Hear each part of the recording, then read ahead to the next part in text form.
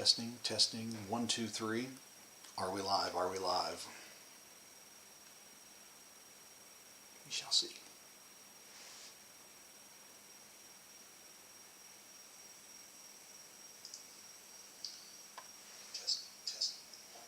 And there we are. We are live. All right. Hello all and welcome to the JCPS Digital Learning Channel. I'm Jim Unger with JCPS Digital Innovation. We have quite a lot of information to give you today. If you watched us this morning, you probably caught some good episodes.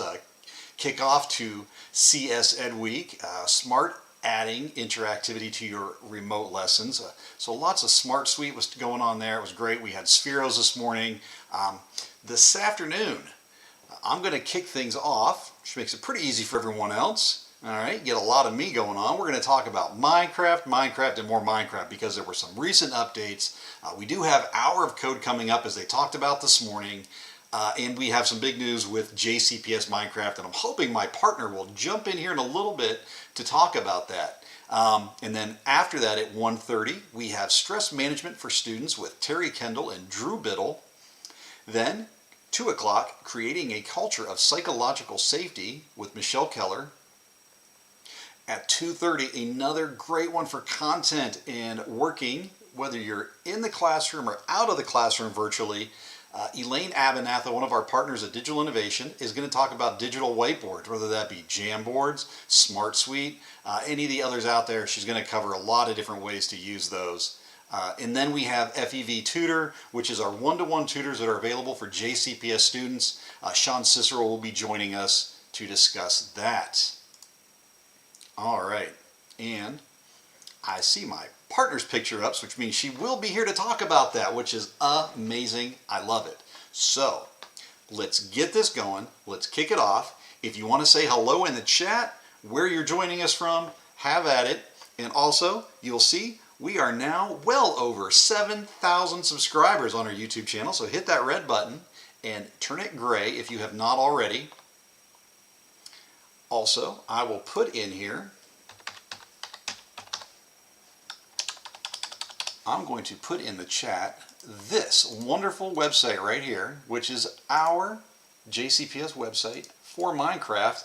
And I'm going to kind of be walking right through this because a lot of the information is there.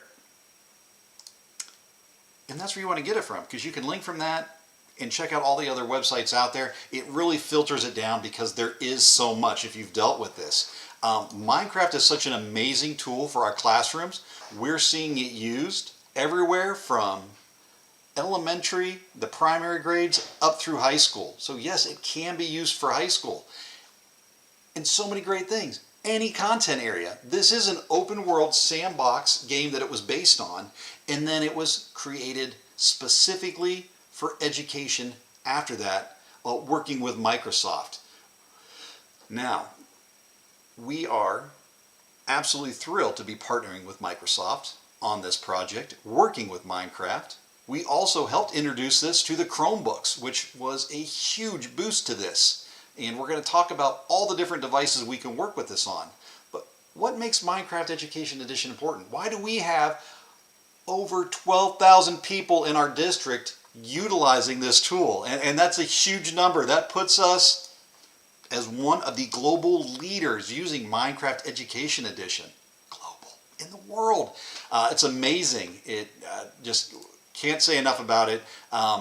Critical thinking, communication, and I got to hit on that communication. It was interesting that I had a couple people talking with me, and I talk a lot about Minecraft if you know me. They were saying how their students would get into the world, and where normally they're very quiet in class, they're always muted. When they get into the Minecraft world and they'd have, say, a Google Meet up in the background or a Microsoft Teams meeting up in the background, the kids would start talking because it was almost like that transition students had where they'd be in the classroom, they know it's to be quiet, and then when they got out on the playground, they were at recess, they would all start talking because they knew that was their open time. So it's like when they get into the Minecraft world, it triggers that in them that they start to talk and do that communication that a lot of them are lacking right now. And that also goes to collaboration. Collaboration, huge in Minecraft because it's such a team effort for a lot of the different things the students can do in there. So they're collaborating. We're going to talk about 3 different ways that you can use Minecraft in your classroom. All right, and we're going to get to that, I promise. And the last one on there is creativity, and that goes along with the JCPS backpack of success skills. So creativity, they are creating so much. Everything you do in Minecraft, you are creating something. You are working through a problem. You're finding new ways to do it. My 5th grader, my son, one of his projects this year in math was to do a volume project. I've heard this one going across the district, and I love hearing these things that everybody's doing. I'm like, oh, I've seen that firsthand with my student. My son worked with the Minecraft Education Edition, doing a volume project, had to do creatures. They had to be a specific number of blocks, and all 4 of the creatures together had to add up to a specific volume. So there was a whole lot of math involved, and the kids are really just having fun doing it. Sometimes they don't even realize the standards they're hitting that the teachers have embedded in those lessons. It's just amazing things going on there. Now, I'm going to jump over very quickly. I'll come back to Connect in a minute. I want to get to the how-to help, and I think this is the page you want. Yeah, this is it. Okay, so on the how-to or the help page on the JCPS Minecraft site, first of all, if you want more elaborate information about explanations about what exactly is Minecraft Education Edition, how can it be used, check out this right here. It's going to take you, if you click on it, and it's going to go to the Microsoft Minecraft Education site, and it will give you just oodles of videos and pictures and articles, and it'll start taking you to the subject kits we're going to get into today. I'm very happy. I have a full hour today. I've been doing this in like 30 minutes, and if you've watched any of the previous episodes, you've seen I've gone through so fast trying to cover everything. We had to stretch this out to an hour because of all the great things going on right now. So this is the Microsoft site, and we'll come back to this a couple times because there is a lot of information on this also. You know, it's almost as good as our JCPS website. But we'll get back there. All right, so and then here's a little piece if you need to see, is this able to be used for remote learning? And you can check that out on here. Once again, they've got videos on that. What's great is, if you don't know, Microsoft is actually coming with a film crew to JCPS next week on Monday and Tuesday to film and create some global media about implementation of Minecraft during distance learning, specifically with JCPS students and teachers. And I hear my partner in the background. That is amazing news, is it not? Amazing news. So excited for JCPS and all of our students. And thanks to you for getting us these amazing resources and getting all this together for us. We are so lucky to have you. Oh, thank you. All right, and that is Kathleen Receiver, one of my partners with Digital Innovation, my team partner for Zone 2, as it may be. And she's going to come back in later because she's got some great news about certifications. But before we get there, let me jump back to our site. And this page right here, this piece on the how-to page, the help page, is a great piece, and I've copied this and sent this in an email. I will say probably 15 to 20 times a day I send this out to teachers wanting to know, first, either they've had students, they've been working, and suddenly this week they're saying, oh, my students are trying to connect, but they're getting an error that they cannot connect to the world. There's an error saying out of date, something to that nature, and they're getting this problem. That's because there was a big update that came out middle of last week with the Hour of Code update embedded in it. So 2 big things on that was the update itself and that it had Hour of Code lesson already in there for the December Hour of Code. So you can already get in and practice with that. So couple things on here. If you have this installed correctly and you have the correct version 1.14.50, which you can see when you log in, it will be on the bottom right hand corner of your screen. It'll say version and have it right down there in little letters and numbers for you to know what you have. If you don't have it at all, how can we get it on our device? So on an iPad, you're going to go to the App Store. All right, that's for your standard iPad, whether that's personal or JCPS. Now, I will say there's one caveat with that. If you are on a managed iPad, if you are at one of the Verizon schools, which we have, 11, I think, Verizon schools currently, those iPads are managed and their IDs are federated. Typically, you cannot get to the App Store. So someone in your building, the STC, a contact will need to put a ticket in and have it pushed out to the iPads. That's really the only time a ticket is needed, because I know it says up here you do not need it. The only time are those special managed iPads, and then they need the MDM push. If you are on Windows 10 or a Mac operating system like me, you can click on this link right here, all right, and it's embedded in our website, and it will take you, and you can download the Windows version, the Apple Mac version. Now, I will say there's a link on here for Chromebook. Please do not use that link, all right? You do not want to go there. We have something very special as far as Chromebooks go, all right? So, Windows version, Mac version, use that, all right? Now, if you are on a Chromebook, now this is very important. If you're on a Chromebook, you're on, whether it's a personal Chromebook, because I had a Chromebook at our house and I just logged my son onto it, and when you log in with JCPS credentials, it basically lets JCPS manage it. It takes over, puts all of the filters on there, puts all of the little icons and apps on there that are needed for students. What this does is it also overrides the Play Store and makes it a managed Play Store. So that's important. They actually have to log into the device with their JCPS credentials, or this will not be available. Because if you know Minecraft, it is an application you have to pay for, and especially Minecraft Education Edition. However, as a district, we have a Microsoft account that gives us access to Minecraft. But of course, you have to be logged in. So when you log in with that and you go to the Play Store, there's only going to be, and this is another thing, when you're on a Chromebook, you're in the right Play Store. Don't go into the Chrome browser on the Chromebook and go to the web-based Play Store. That's not going to work for you. You need to go to the bottom of your screen on the tray and find the Play Store. Click on that. When it opens, you'll know you're right if there's only like 2 apps in there that you even have access to.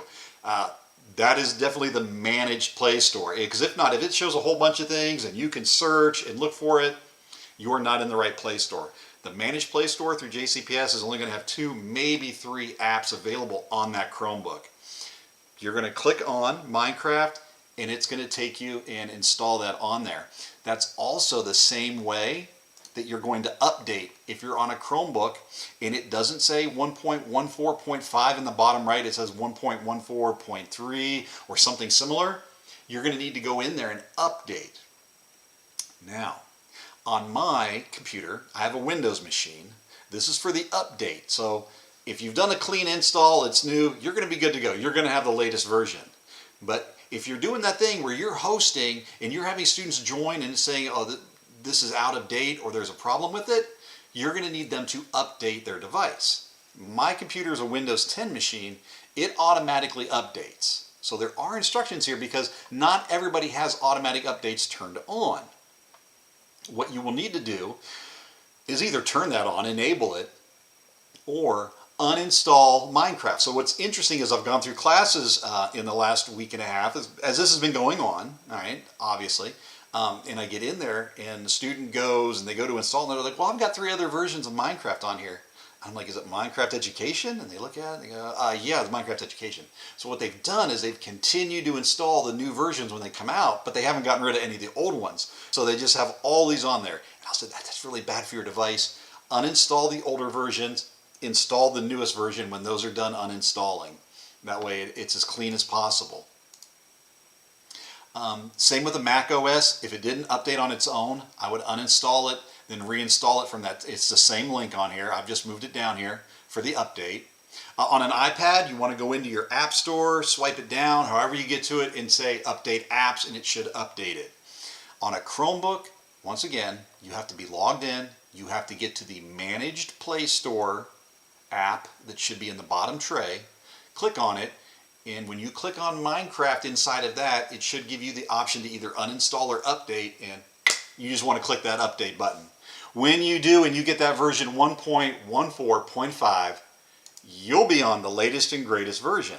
Now, the important thing is, whether this goes into version 2 point whatever, you'll always want to know that you're going to have to update, because if not, different versions of the game world will not be able to talk to each other. So you may be able to bring the world up and say, well, I'm in the world, I can do this and that. Nobody will be able to join and communicate with you because it's two different versions. All right, so be aware. And as always, if you have any questions, contact me, james.unger, and you know the rest, at jefferson@kiwischools.us.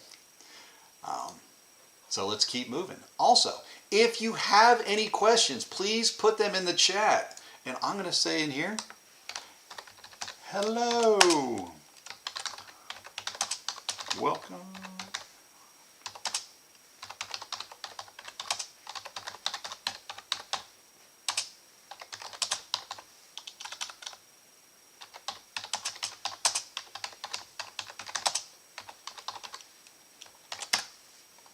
All right, there we go. A little message for me in there. I had to type that in, but that's all right. I apologize for that brief pause. If you have questions, put them in the chat. It's somewhere on there, right? It's on the side, I think. Check that out. Put it on there. Say hi. Tell us what school you're joining from. And if you have any questions, I'm here. I'm live. Let me know what you need to know, and I will try to help you out as we move along. Don't worry about it. I will pause and answer. And hello, Miss Rebecca Reynolds, saying hi in the chat. All right. So moving along. And that would be the biggest issue, is that version when it comes to multiplayer. If you want to get a little bit more in-depth, I've also included the Minecraft multiplayer game guide from Microsoft, and it gets extremely in-depth in here. It'll get into if you want to host through IP, different things like that, setting it up, things that if you have a personal firewall in your house, which I've never ran into that before, but it tells you sites that you need to whitelist, that it needs access to. All of that's in there. I've never really seen it used, but know that it is there if you want to browse through it. So lots of information. And once again, this is the distilled down version opposed to the Microsoft site, which has all the information. All right, so we got it on there. We have it. Now, what are the kids going to do with it? So I will tell you, before we even jump any further, what I always tell teachers, one, if you can get certified, that's great. Microsoft has, I think it's like 11 modules that you do, and you can get a Microsoft certification. It's a little bit of a task to go through and do them all, but you learn a lot as you go through. The other thing is, if you're like, I just want to jump in, I have it downloaded, before you get your students in there and you're very confused, I highly recommend, and you can watch videos, that's great, but experience it yourself.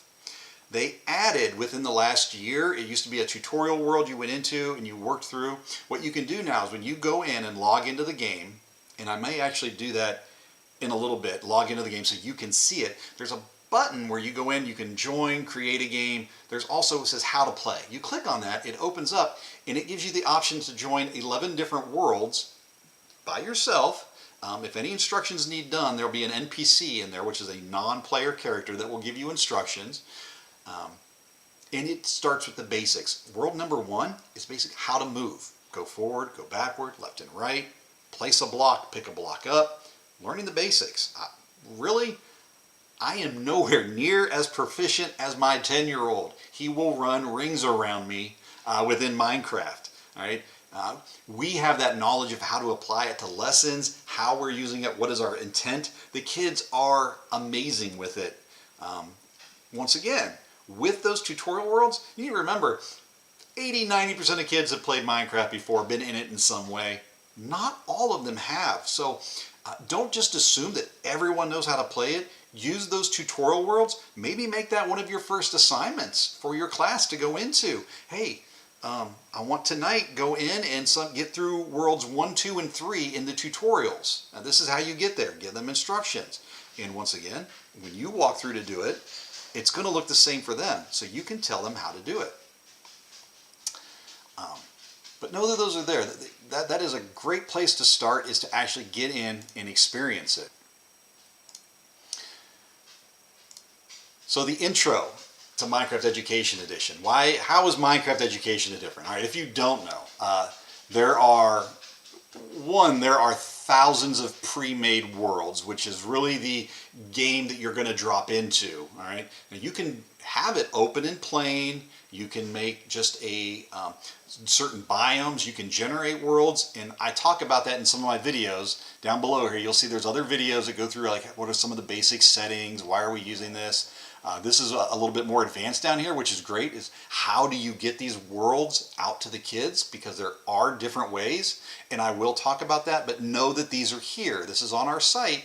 Scroll down there, and I go through it a little bit more in detail, and like everything we do on the digital learning channel here, it'll be archived, it'll be put in a playlist. You can come back, watch it later, and you can say, he talks too fast. So you can pause it, and you're good to go. You can go through it at your own pace. We call it the power of pause. Rebecca Reynolds in the chat asked, are there teachers hosting Minecraft clubs? There are across the district several schools. I know there's some elementary, there's some middle schools that have teachers that are running like after hours clubs with Minecraft, because as I said, this is one of those places that suddenly the kids get in there and they start communicating, they're talking. You can just have it open and seeing what they're doing, and you'll be surprised at what goes on and how much they enjoy that time. They are starving for it. But also we have a district club. Kathleen Receiver, my partner, has a district club where she's using Minecraft Education Edition, getting a stipend, to work with the kids and get them through. And she was actually doing the Global Build Challenge, which was the Build Championships. Kathleen? Yes. Did you want to talk about that real quick, since I've jumped into that? Sure. Yeah, so we had 4 different groups of kids submit for that global challenge. Is that what you're talking about in the Minecraft Club? Yes, yes. And so that's really exciting. And they all got, the certifications or certificates, excuse me, for doing that. And they loved it. It's so fun to watch them collaborating with one another and helping each other while they're in the world together. So we meet every Tuesday and Wednesday in our clubs, and they want to go in a breakout room and just collaborate and talk and build and do the different challenges now since that's over. But yeah, so we had 4 different kids submit. I'm not sure when they announced the winner. But That's awesome. Thank you. Rebecca Ferguson said she is going to be starting a club in December. That is awesome. I have a build challenge I can show you that I just received today, which is the November build challenge. I'll get to that. That might be a good starting point for you for your club. The build challenges are popular. They come out. There's at least one every month. And when you get your students do the work, if you want to take some of that, have them make sure they have the release, you can send that in to the at Playcraft Learn, which we're going to talk about, which is a huge Twitter feed full of resources, and where you'll find those build challenges if it's not from our site, because I try to keep that updated. They will post pictures up there of things the kids have done, and it's just so great when the kids see themselves out there like that. They love it. And so we love celebrating the teachers using it. Teachers love celebrating the kids using it. Once again, it's so positive. So within there, some of the great things in there, we'll get to the challenges in a moment, but there is exporting for 3D models on there. There's a special block called a structure block. You have the chemistry resource pack. This plays so well with science, and when they added that, it has, the elements from the periodic table on there as element blocks. There's a breakdown kit. There's a combining kit that you can take those in and move them around. There's special teacher permissions and settings, like you can turn off player versus player combat so they cannot hurt each other. You can turn off destructible items. Again, I talk about that in my videos down there about settings that how you can use that. The code builder, which is huge, and we're going to be talking about code builder and all the different coding languages they have. So you can do block-based coding for elementary all the way up to coding in Python for high school students and beyond, if you just want to brush up on your skills. Collaboration is you can do up to 30 students in there. I usually suggest people keep that manageable. We'll talk about that when it comes to sharing lessons. I would have multiple worlds going if you're going to have a lot of students. Like Miss Kathleen found out with her club, she had many students going in there, and she had to break them down into groups. And we'll talk a little bit about the management you can do with that. Um, uh, as far as assessment with this, oh my goodness, the students love being able to take. There is a book and quill where they can write about things that were in there. There is a camera in Education Edition where they can take pictures of themselves, take pictures of objects around them. You can also just do a simple screenshot from a device you're on or a screen recording. That works so easy on iPads. We were doing that 3 years ago. We were doing screen recordings of Minecraft back then. So these can definitely be done now. But if you're using the in-world tools like the book and quill, the camera, so you take a camera and it takes a picture and it puts it in the book, you can then use the quill and you can write on pages, and I think each book can go up to 50 pages. You can then export that in the game. There's a button that says export, and it sends it out of the game and saves it as a PDF file. Backpack artifact, right there. You've got a backpack artifact. It's, once again, I say it's a powerful tool. It is awesome. And I'm going to say awesome a lot because I do. Some of the different blocks that are in there, there's allow and deny blocks, which allow seems funny because it allows you to build anywhere over it. If you place it, you can bury them in the ground, which seems like, normally you can build anywhere in Minecraft. You can create what's called an immutable world, and if you do, think of it like a museum. The students can go in, they can touch everything, but they can't break anything. And sometimes that's good. Maybe you just want them to go in and observe something. You've created something and they just need to see it. There's worlds out there that are like that, virtual museums that you go into and you're exploring different exhibits and things in a virtual world. Well, if you have one of those and you say, well, I want them to add their own structure, maybe you create an area and you put those allow blocks there, they can then build just in that spot. So, I mean, that's a really cool idea and thing you can do. There's also the reverse of that, which is a deny block, and I see those a lot more, and that's maybe I've built something that I need them to emulate in some way or reproduce it in a different way, but I need something that then they're not going to mess with it. And I put some signs up with instructions that I don't want one student to break so somebody else can't read it. I can put deny blocks down completely under it so that they don't see it and build above them, and then they cannot really do anything with those. Anything built above them. There's also these great ones which are called border blocks. And when you make them, it's like putting up a wall that goes infinitely up and infinitely down that they cannot get through. It makes it great if you have a spawn point in the world. It's where when you log in or join the game, where does it drop you in the world? So if you're doing a multiplayer game and you're having a class drop in and you're waiting to get people in, maybe you build this corral with border blocks that the students are dropped into, and then they're kind of like trapped in that area until you say, okay, and you break one of the blocks and you let them go, and it releases them to go do whatever you need to do, but it gives that area to hold them in. There's many different ways you can use it. I know another one of our high school teachers, Glenn Francisco, he has a pre-generated map that he uses because he's built the world and saved it, and then he can reuse it, and it creates like 30 different squared off areas that students can build in. Like I'm assigning you to, you're in this area 1, you're going to be in area 2, you're going to be in area 3, and then once they get in there, they're basically bound inside of that one area, but he can go around and look because they're all in the same game world instead of separating them out. Now, this is very advanced, but I know this is something he loves to share and talk about. So, cool stuff you can do. I will say, as always, the limitations in Minecraft are your imagination. It's incredible. So yeah, and on the Digital Learning Channel, these videos are there. There are a couple other videos that talk about different things. Check out that Minecraft playlist. I put the most important ones for us on here as far as getting, comfortable with Minecraft. There are some application ones, creating artifacts, things like that on the Learning Channel. Check those out. You might get some ideas.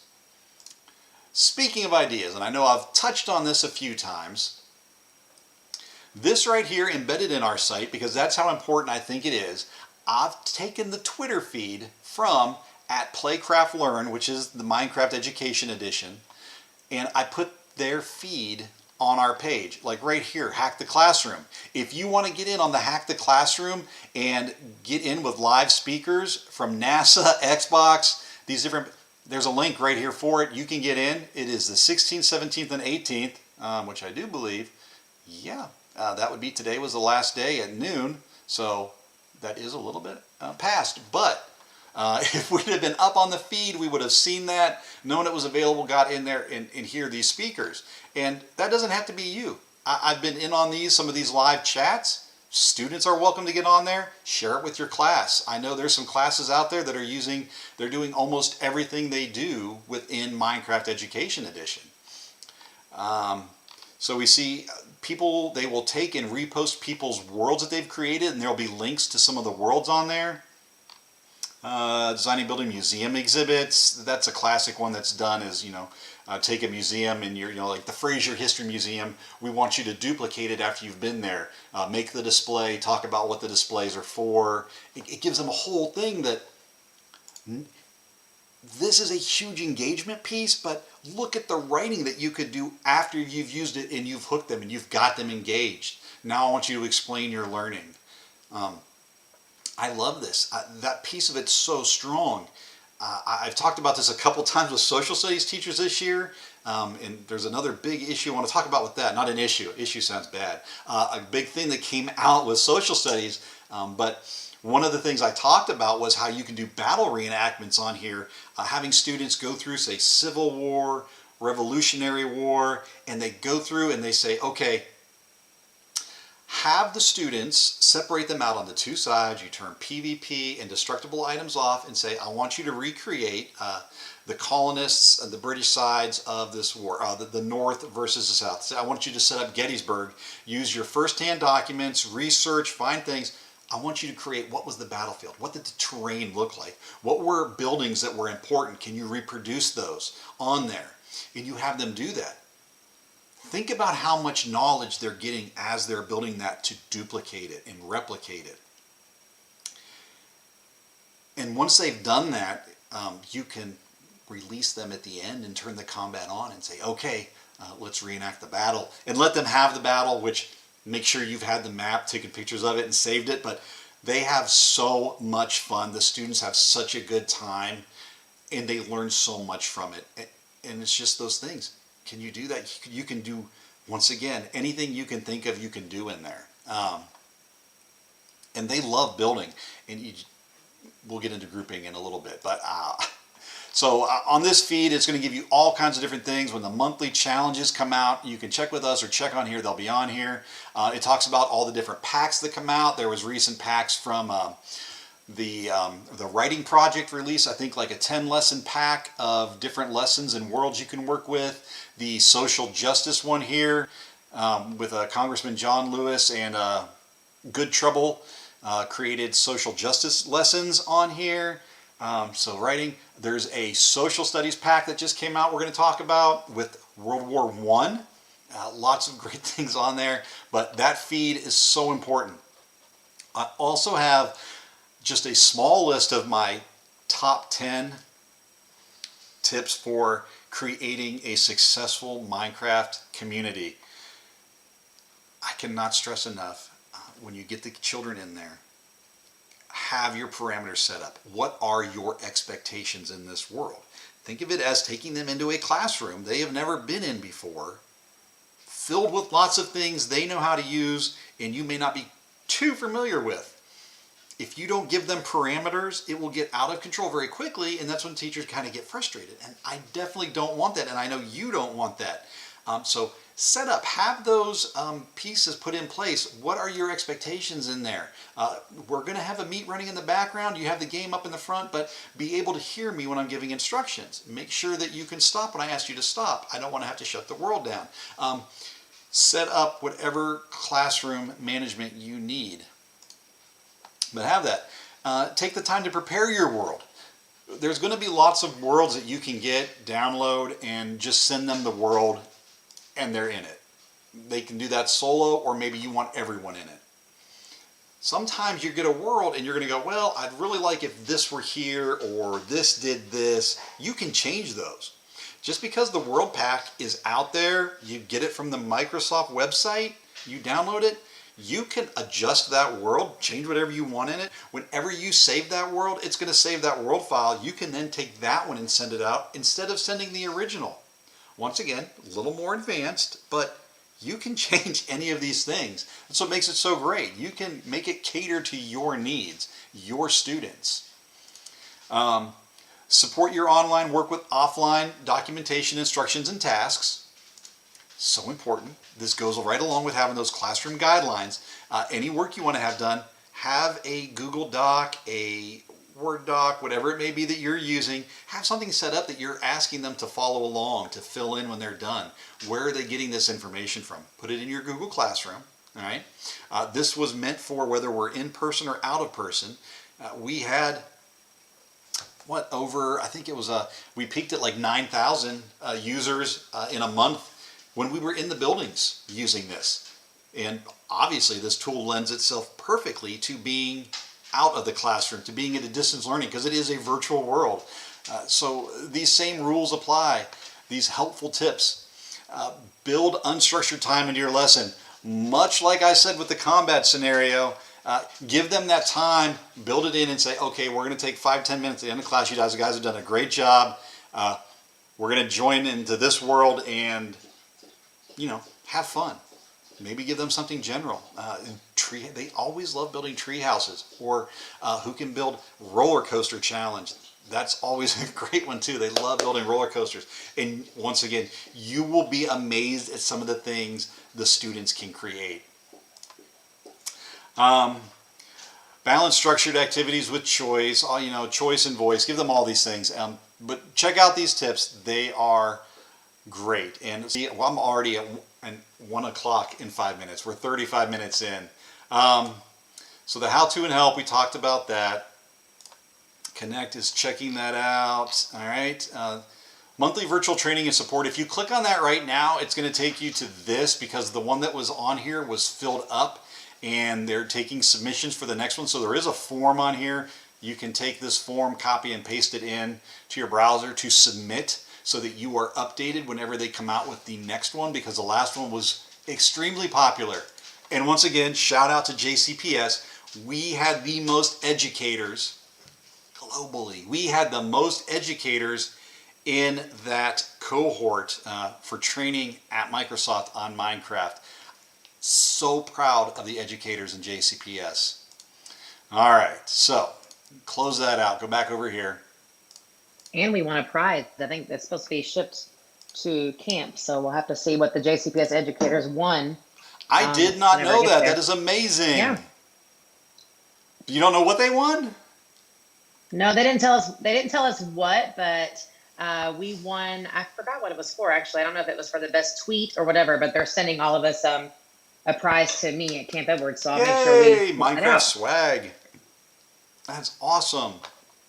See, I said it again. Awesome. I'm going to checklist. All right. So, remote learning webinars. What is Minecraft? How to get it on your devices. Multiplayer.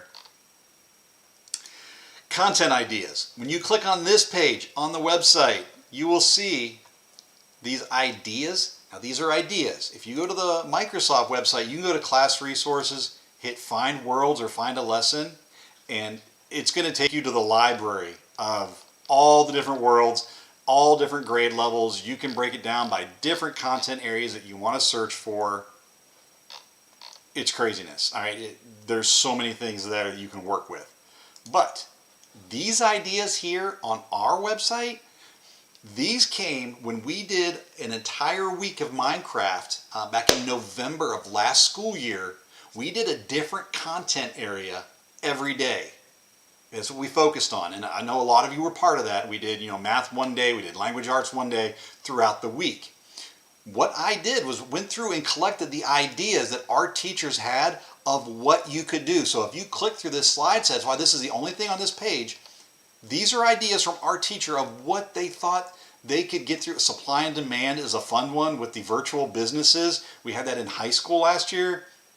So fun. That you could accomplish using Minecraft Education Edition. There's science on here. There's business-related arts.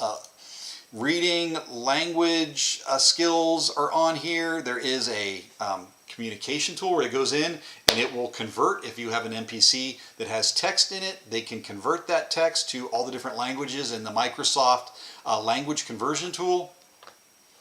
It is amazing. Check that out. Now, resources. Oh my goodness. This is such a good page. I just updated this morning. Know that this is here. This is all of the good information that I get from my connections over at Microsoft. So first on here, and I haven't even seen it posted on Twitter yet, is the November Build Challenge, Indigenous Stories. Click on this, it will take you to it. You're wanting to start that club, this will be a great one to kick it off with. Research a story told by Aboriginal people of your region. Remember, Minecraft is not just in the US, this is global. So when these go out, they are suited to everyone in the world to be using. All right? So that's the first thing on there is a November Build Challenge. The next one down is the Hour of Code launch, what they were talking about this morning. The Hour of Code this year, which, by the way, much like the Chromebook beta testing, guess who one of the districts was that beta tested Hour of Code. Our kids in our district tested it and gave feedback to the developers at Microsoft about 3 weeks ago. They were going through, trying it out, finding bugs in it, and working with them to get them fixed. It was great work to watch. I truly enjoyed it. So Hour of Code takes you to this lesson here, and this is what was in the new update that came out that we talked about how to get. All right, this is all on here. There's a great little video that shows it. You can use it to prep your kids, get them hooked. It's got the villagers with the illagers and how we can use coding to bring them together, because if you could tell or if you know anything about them, they are not exactly the best of friends. Villagers and illagers. So there's some great lessons in there with the Hour of Coding. That is on there, and there's actually, if you click through it, there's 3 different slides with that to talk about it. There's a lot of educator resources that are on here that you will not typically find anywhere else. All right. There is the educator guide for Hour of Code. There is the answer key for Hour of Code. There is training for facilitators. I've included everything that I have and know of in these slides that comes out. This resource page is the one that I try to keep as updated as possible for all of our JCPS staff. So if you use it, bookmark it, check it regularly. At least every 2 weeks I'll put something new on there. All right, so Hour of Code. Coding fundamentals. There are over 150 hours of coding just with Minecraft Education Edition. All right, and that's if you could blaze through it, it'd be 150 hours. It goes from blockchain coding with different worlds up through using Python. I think there's 3 or 4 different coding languages that are supported with Minecraft Education Edition. And remember, this is iPads, Chromebooks, Mac devices, and Windows, all working together. This is a new one I put on there today. If you have not seen it, my social studies teachers, all right, there is a World War I lesson pack. It is, as you can tell, a fabulous world pack to get you started. If you're, once again, not wanting to do one on your own to create worlds or ideas, you can use these. Lesson 1, and it goes through and you click on that and it takes you and talks about lesson 1, lesson 2, and so on. Again, I like these videos. These are just supposed to be like little descriptive things. You want to hook kids, you show them these videos and say, we're going to be working with this. I tell you what, they will, and once again, I don't care if it's elementary, middle, or high school, they get excited. It's so funny when I have high school teachers that talk about it. They go, oh, you were going to do Minecraft? I thought about it, and I didn't know if it was going to be all right. And then I said something to my kids, and they were like, oh, sweet, I haven't done, and they'll say, well, I haven't been on there in a couple of years, or I haven't used it, in the last, whatever. They get so excited about bringing it back. because Minecraft as a game has been around for over a decade. Minecraft Education Edition was actually created in November of 2016 is when it was released. And I know I've been using it since 2017, somewhere in there when I realized it was out. So we've had this for a while, and our numbers have just been growing crazy with Minecraft. Language Arts Pack, click on this one. It's going to take you to the same thing. It's going to go to the Language Arts Pack with the National Writing Project. These are the new ones. There's new computer science curriculum. You say, well, I'm a STEM teacher. Great. You can't get any better than this. You've got coding. You've got computer science. This is the other new one I was talking about. I'm really a huge fan of this, the Good Trouble Lessons in Social Justice. There's the Digital Citizenship one.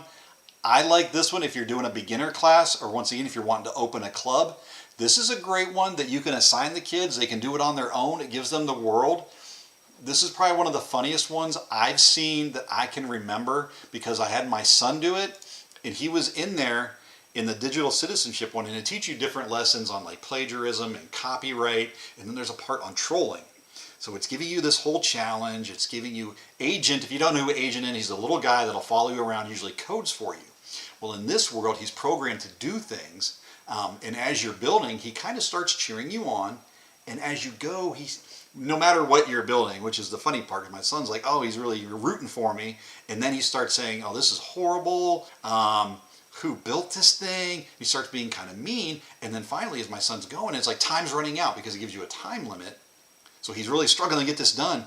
Agent walks up and drops a block of TNT, which is exactly what it sounds like, and it blows up his treehouse. And my son was like, what? What? And he thought somehow I was doing something, which I was not. But once that's done, it goes through and it asks, how did this make you feel? What was going on at this point? And it has a lot of questions that the kids are like, oh.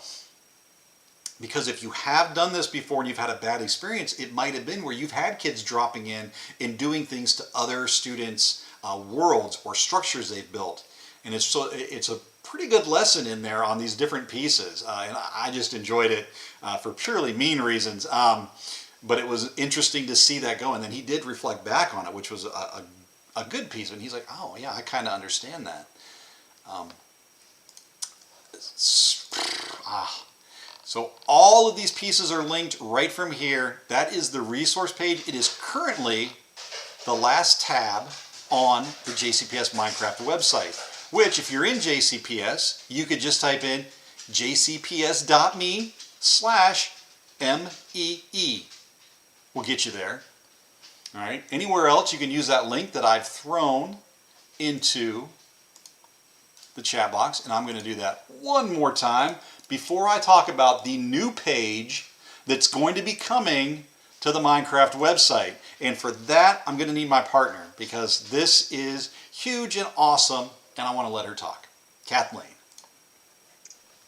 Thanks, Jim. So we are launching our first ever Minecraft for Education certification camp. So for any of the teachers out there that want to up your digital agility game, maybe you are certified in Screencastify or maybe Google or Apple, this is another way for you to be able to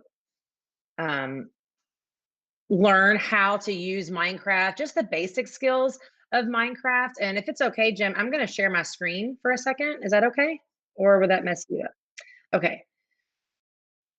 So with Minecraft Education Edition, the Teacher Academy, I was one of the people that went through the cohort because I wanted to learn more about how to help our JCPS teachers.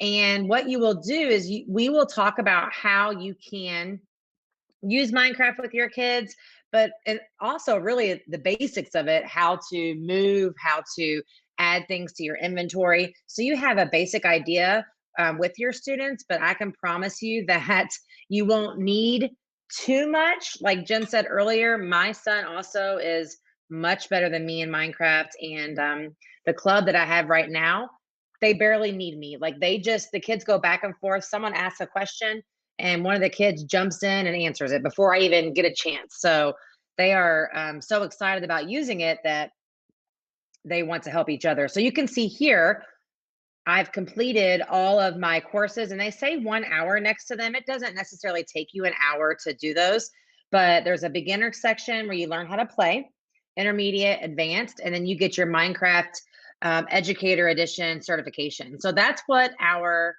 um, certification camp's going to be. And here's the logo for that. And you should be able to see that on Twitter.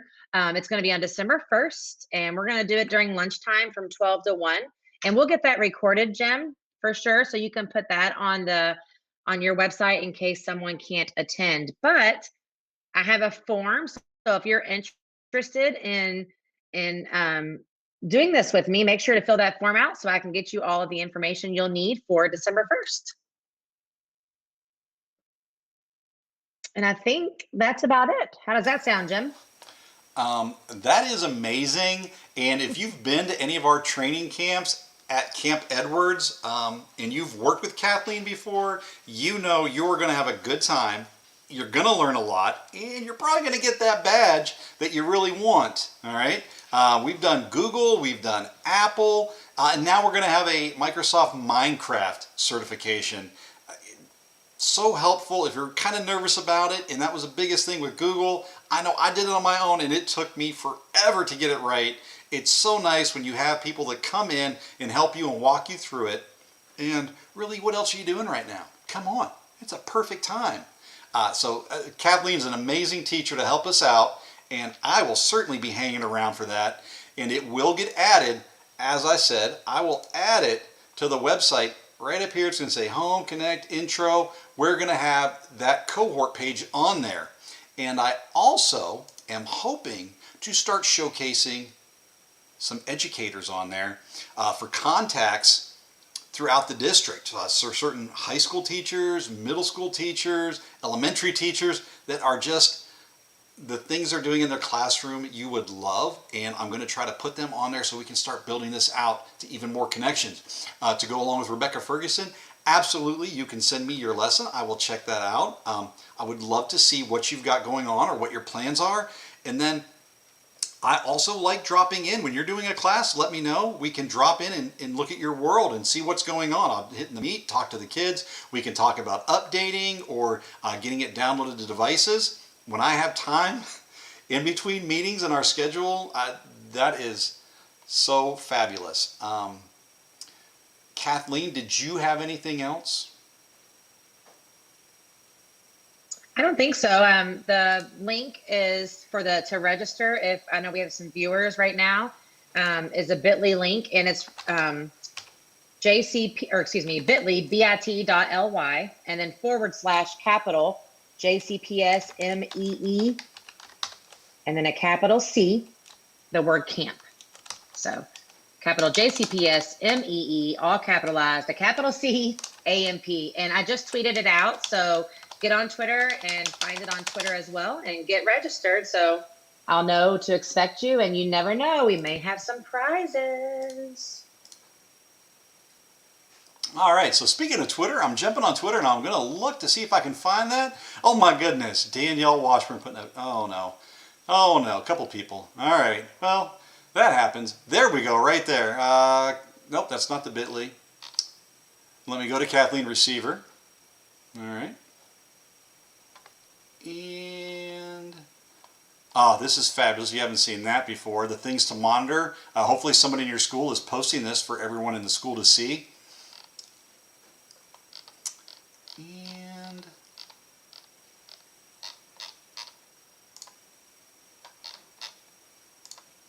So my internet is struggling, and I just went to Twitter, and it's like sitting there. Sorry. oh, okay. Well, I was like, oh my That's why you goodness. can't find it. I'm sorry. She said it's there. Where is it? Oh, that's all right. No problem.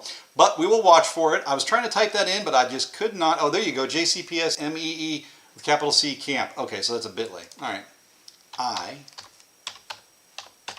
I can emulate that now. Sorry about that. No. No, it's funny because I had to get the shortened URL for the Minecraft site, and I said, oh yeah, I'd like jcps.me/mee because it's Minecraft Education Edition. No one wants to type all that out, and it's always abbreviated as MEE. And then people are like, it's jcps.me/me. I'm like, MEE, but so yeah, kind of me/me. I could have done better with that, I think. So yeah, your Bitly, I completely understand the struggle on that. All right. Nope, Andy. Let's see. Where are we at? JCPS dig in. Let's see if it popped up yet. Latest. Nope, you still did not go through yet, dear, but that's all right. When it does, you've got that there. Certification camp. Join in. Also, while you're here, if you have not, check out the JCPS Digital Innovation Learning Channel. It's where you're at watching this video. You can subscribe to it down below and join the over 7,000 other educators learning from us, and it's global, which is really cool that we have people from around the world that watch these videos. You'll see if you go to the playlist button, you click on that playlist, you will see playlists for Google, playlists for Google Meet, Google Classroom, Microsoft Teams, Minecraft. There is a Minecraft playlist. There's a Sphero playlist. There are playlists for gifted and talented, playlists for English language services. There's a playlist for anything you're doing, you look for it, all right? And if you don't see it, you can always make some videos with us and we'll get them on there. Know that we're here for that. JCPS Digital Innovation and the JCPS Digital Learning Channel. All right. So if there are any more questions, put them in the chat. I will try to address them. We've only got about 5 minutes left. And then we will be moving on to something probably needed right about now, if not always, stress management for students with Drew Biddle and Terry Kendall. At 2 o'clock, we will have creating a culture of psychological safety with Michelle Keller. At 2:30, we've got another great tool session for your students and yourself. Whiteboards with Elaine Abernatha. She'll be talking about Jamboard, the Smart Suite Online, all the different ways that you can collaborate with your students. And then finally at 3 o'clock, we have FEV Tutors, one-to-one JCPS Tutors with Sean Cicero. I apologize for my dog in the background. It happens. All right.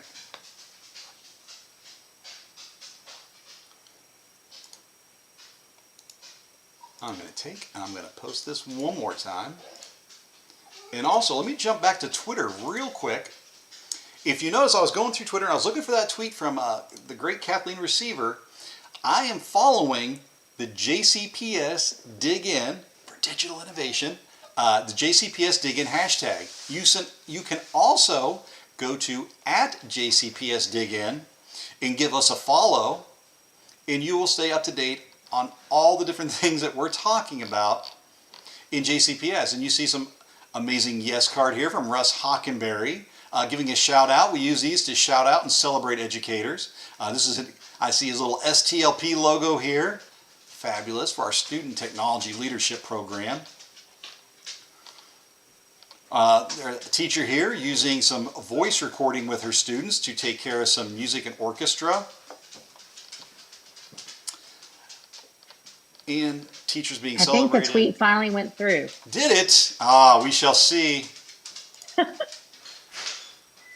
My work here is done. It is done. Yay. Look at that. I'm going to like it and I'm going to retweet that. That is amazing. Outstanding. Thank you, Kathleen. Adding to the amazing things we have going on with Minecraft in JCPS. So remember, we've got Minecraft on Chromebooks tested here since the pandemic hit back in March, and over the summer we tested it before it ever came out on Chromebooks. Hour of Code for December, that lesson is up and it's in the new update. We were testing that in JCPS before it was released to the world. We have an interview we're doing with our teachers and students that's going to be used for global promotion of how to implement Minecraft Education Edition in a virtual environment. That's going to be filmed next week. So many great things happening with Minecraft Education Edition. Be a part of it. We have over 12,000 individual users right now using Minecraft Education Edition. Don't be afraid to ask. I'm James Unger, at jefferson.kyschools.us. Send me an email. Check out the Minecraft website. And while you're doing that, I'm going to check and see if we have Terry Kendall and Drew Biddle in the background. And I see Andrew and Terry. How are you guys today? Good, really good. Excited. Nice. I Absolutely. like the excitement. I love you guys. I think I host every time you guys are on. Yeah, sounds right. Lucky us. Woohoo. So I'm going to assume you have no questions and you know how to share your screens and all that great stuff. Indeed. Do you have anybody in the chat monitoring, or do you want me to relay questions if there are any? If you could relay the first part when I talk, I'm gonna do the first half and then I can monitor on my other computer. Okay. So No problem. Thank you. Give you about 1 minute. We'll kick it off. I got 12:29 on my clock. We like to be punctual. Sounds good. Follow our virtual learning schedule. yeah. So nobody's late. I'm going to paste that into, if you haven't seen the channel schedule, check it out there. We were also in the JCPS communication that went out yesterday, talking about some of the great things we're going to be doing in the coming weeks on the Learning Channel. So great advertisement there. And I now have 1:30, and I will hand it over to Drew and Terry. Sounds good. All right, so I should be screen sharing. There's the present button. We're doing okay? Excellent. Sounds good.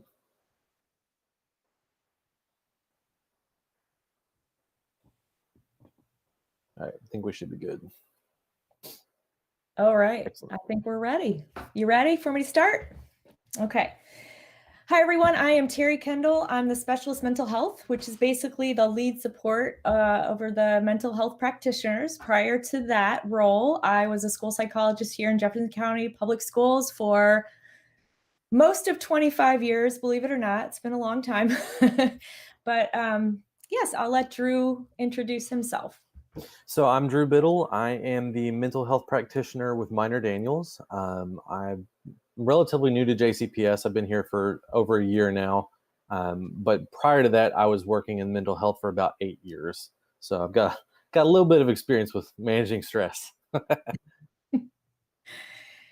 So it's our vision with this is Drew and I had done a session a few months ago on stress management for educators.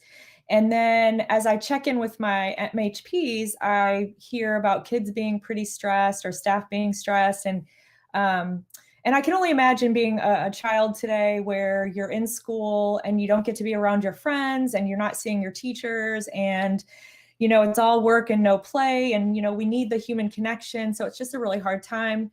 So we thought that we would change the presentation to be a little bit more youth-friendly language. And the vision of this is hopefully you can take this information back to your students and either put it in your classroom. So you're going to make a copy of the slides presentation, and then you can change it or use it to teach lessons for helping kids deal with stress. There's so many possibilities here. You can do like maybe different activities associated with each slide. So however you want to be creative, please use the information. So we first just have changed the definition a little bit to stress, just saying that it really does affect you all over. It affects your body, your mind, your feelings. It's some sort of emotional or physical tension. And then just briefly talk about the feelings associated with stress, that it's that you can be frustrated, angry, worried, or uncomfortable. In our original presentation, it was a little more technical, where we really went from everything going on with your brain on this fight or flight type of response, that your brain triggers hormones, certain things physiologically happen in your body. And I can definitely pass that over to you if you think you've got some pretty intellectual students who would like to see that.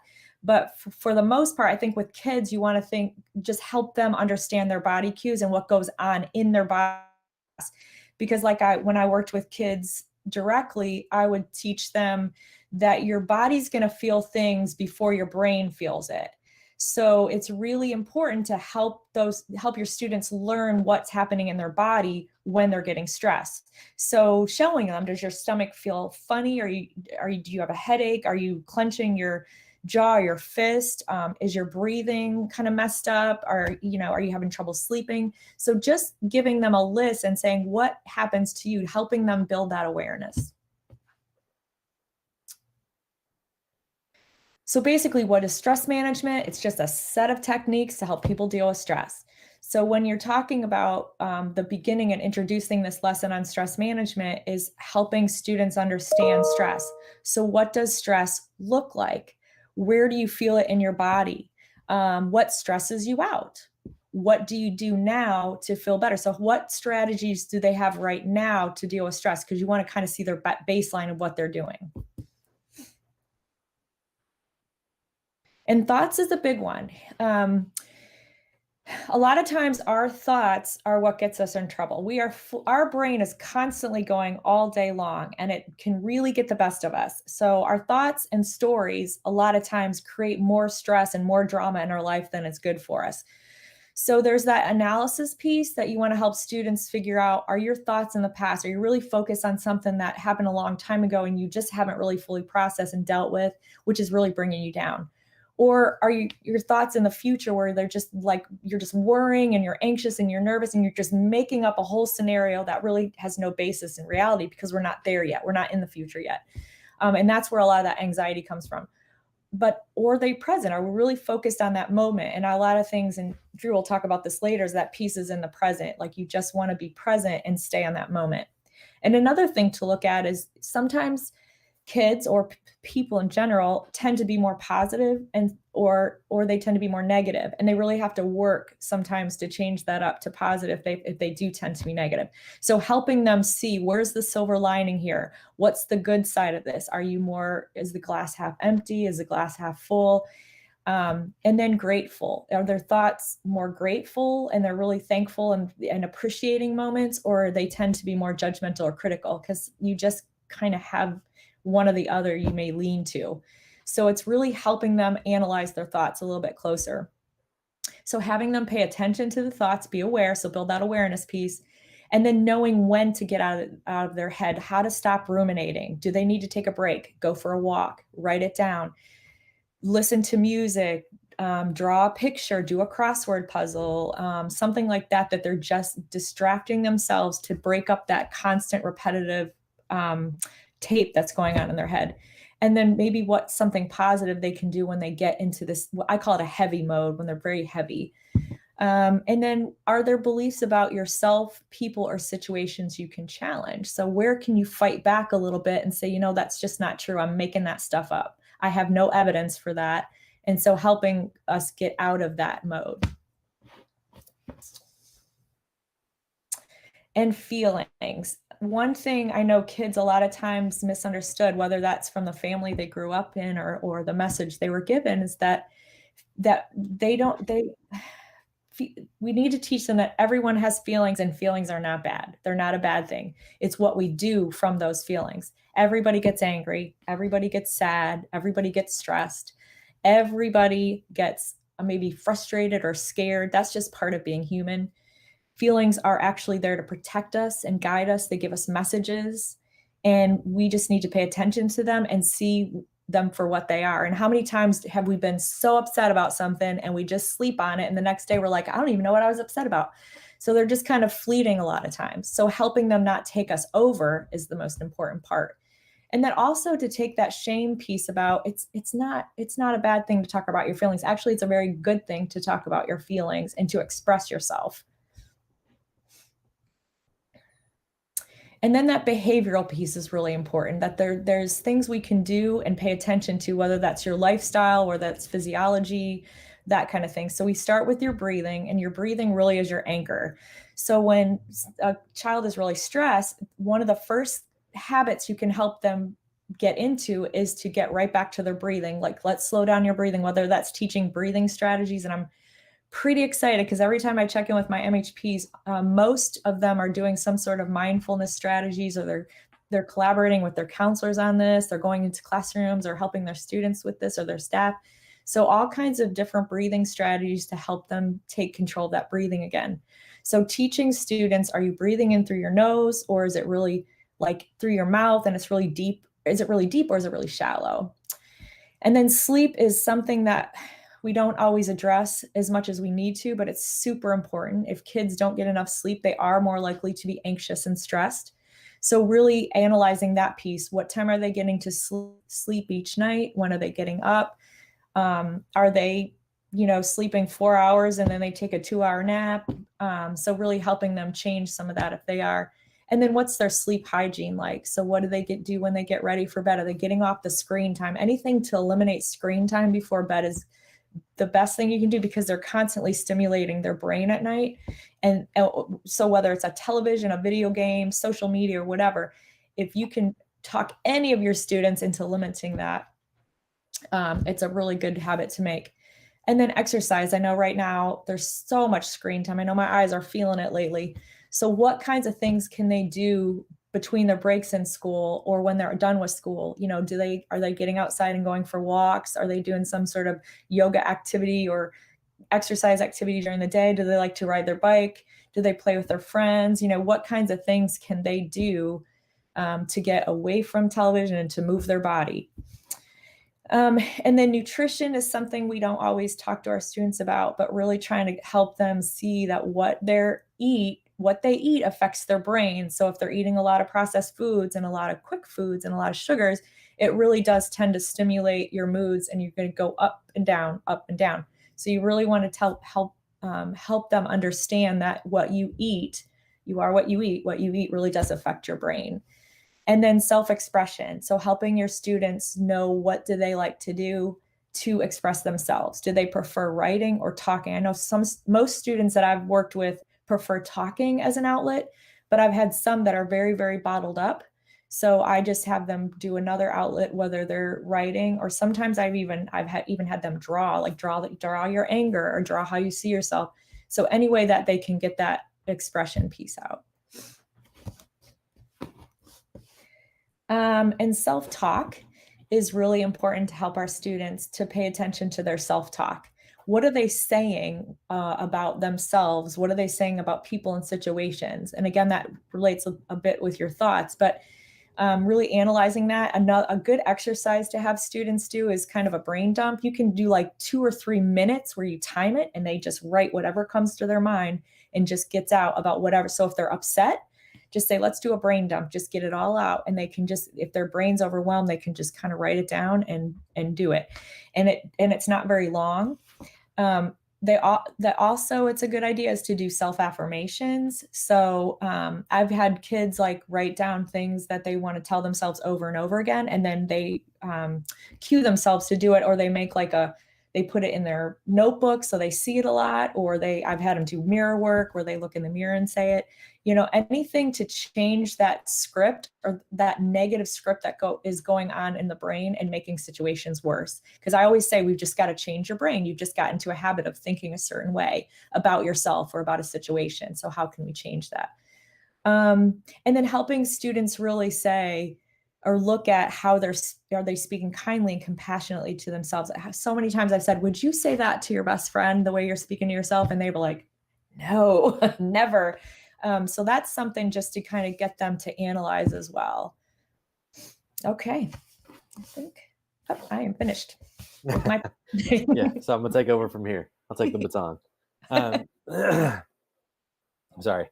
So another area that you want to consider that can contribute to stress is relationships. I know that's especially big in middle and high school, but it doesn't always have to be romantic relationships. So it could be just people that are in your life. So you want to keep it a very broad scope, but you want to consider and these are things to ask your students. So like who in your life is safe? So who's somebody that really supports you and encourages you to be the best version of yourself?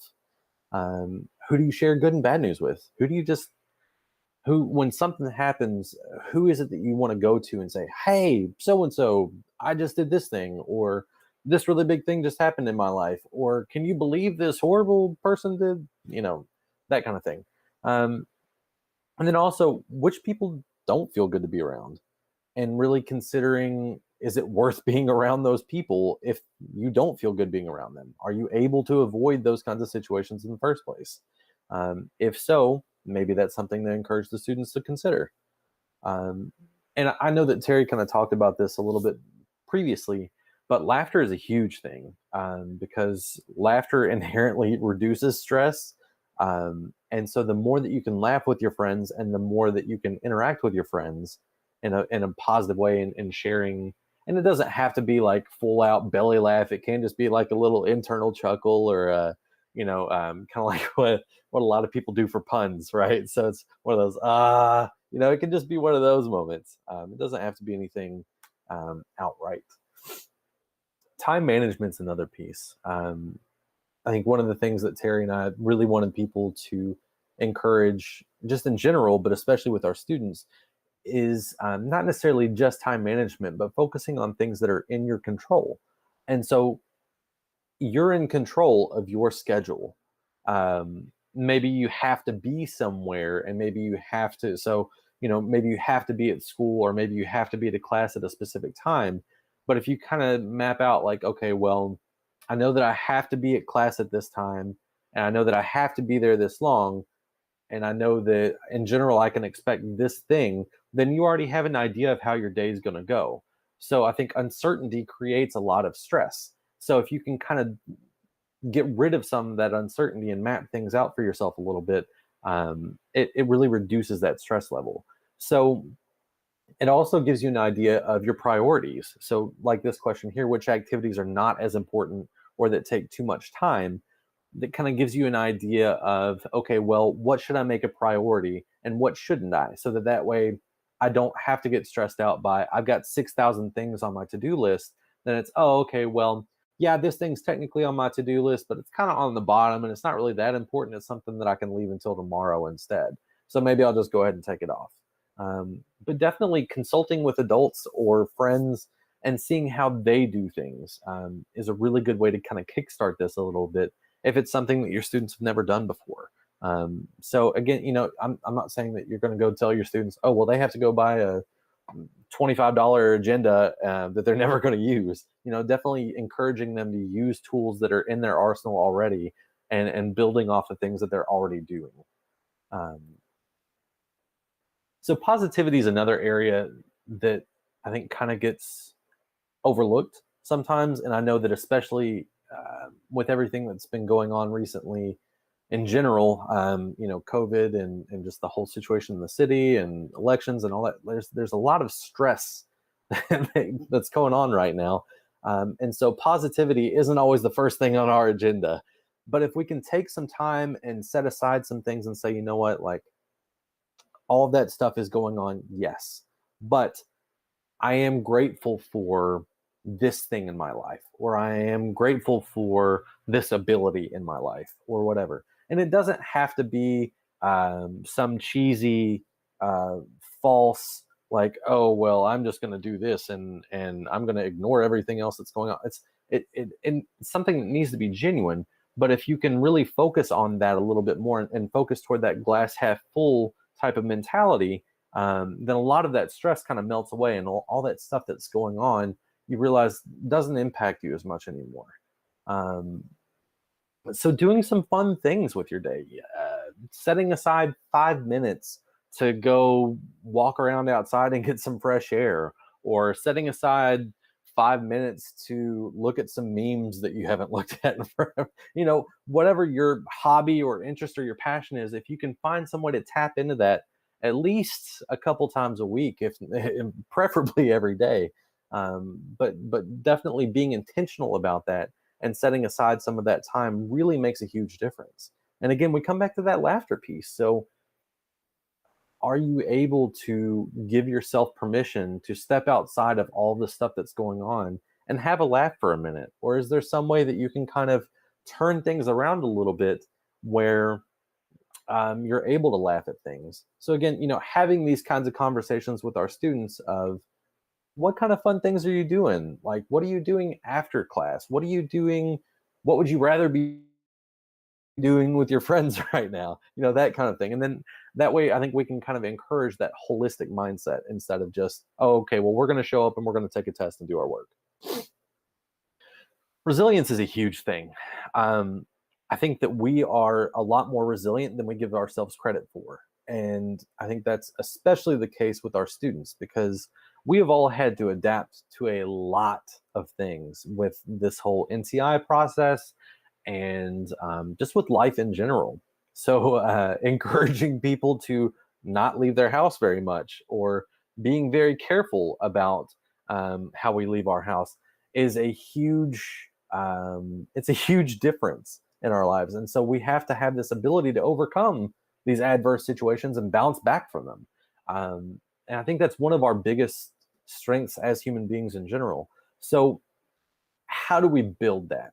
That's kind of the conversation that we encourage you to get into with your students.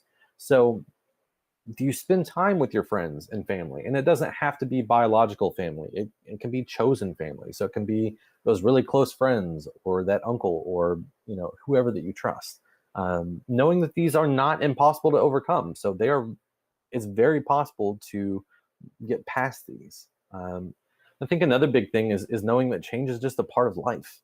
So as much as we may not like change, and as much as change can be uncomfortable, acknowledging that it's not going anywhere is probably an important step, and encouraging our students to remember that. And again, in a very empathetic way, we want to be careful how we convey that message, but definitely encouraging them to remember that, change isn't going to go anywhere. And so if we can make this, if we can build some of those skills and give you some opportunities for self-discovery and hope and optimism, then we want to do that, because change isn't going anywhere. And again, a lot of that self-care stuff, I think, is really important. So finding ways that you take care of yourself every day. Terry gives a whole class on mindfulness. She's awesome when it comes to mindfulness and encouraging it in others. So it's very much about being present in the moment, which sounds really easy on paper. It's like, oh yeah, I'm present. I think about this and I do. And it's like, well, how present are you being? How much are you able to let go of everything else that's going on? So it's like Terry talked about, peace is in the present, and worry is an illusion. So worrying can kind of take away from that joy and steal it away from you. So if you can kind of say, you know what, I'm going to reset. I'm going to slow things down for a minute because I realize that I'm getting overwhelmed, or I'm getting stressed or worried or whatever. I'm just going to focus on breathing, or I'm going to focus on something that's going on in the room, something that I can observe. Kind of doing some of that grounding really reduces that stress level quite a bit. I think one thing that's important to remember is we can't go back to the past. So how do we deal with that in order to move forward? What things do you want to do differently moving forward? So asking those questions of your students. And definitely, just being intentional about being compassionate and healing.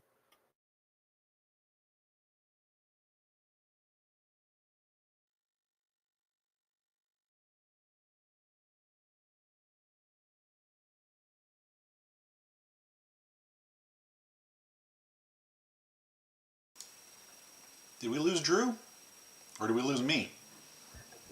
I don't know. I don't know if he froze up for a second. Yeah. Hey, there he is. Hey, did we lose me? Yeah, just for a second. I figured you froze. Okay. Okay. So it says I'm still screen sharing. Are we good? Yep, you're good. Okay. Yep, we see it. So there you go. were we still on self-care when I blanked out? We were about to change over to self-care, so yeah, go ahead. Okay, I got you. Okay. So, sorry, my internet's crap sometimes. So self-care. So I think one of the things that COVID made us realize is that we may not have been taking care of ourselves as well as we could have been. And so definitely trying to be more intentional about taking care of ourselves and setting aside time to say, you know what, I'm going to do this because I know that this is good for me. And it doesn't have to be, the fitness instructors that you see on Instagram.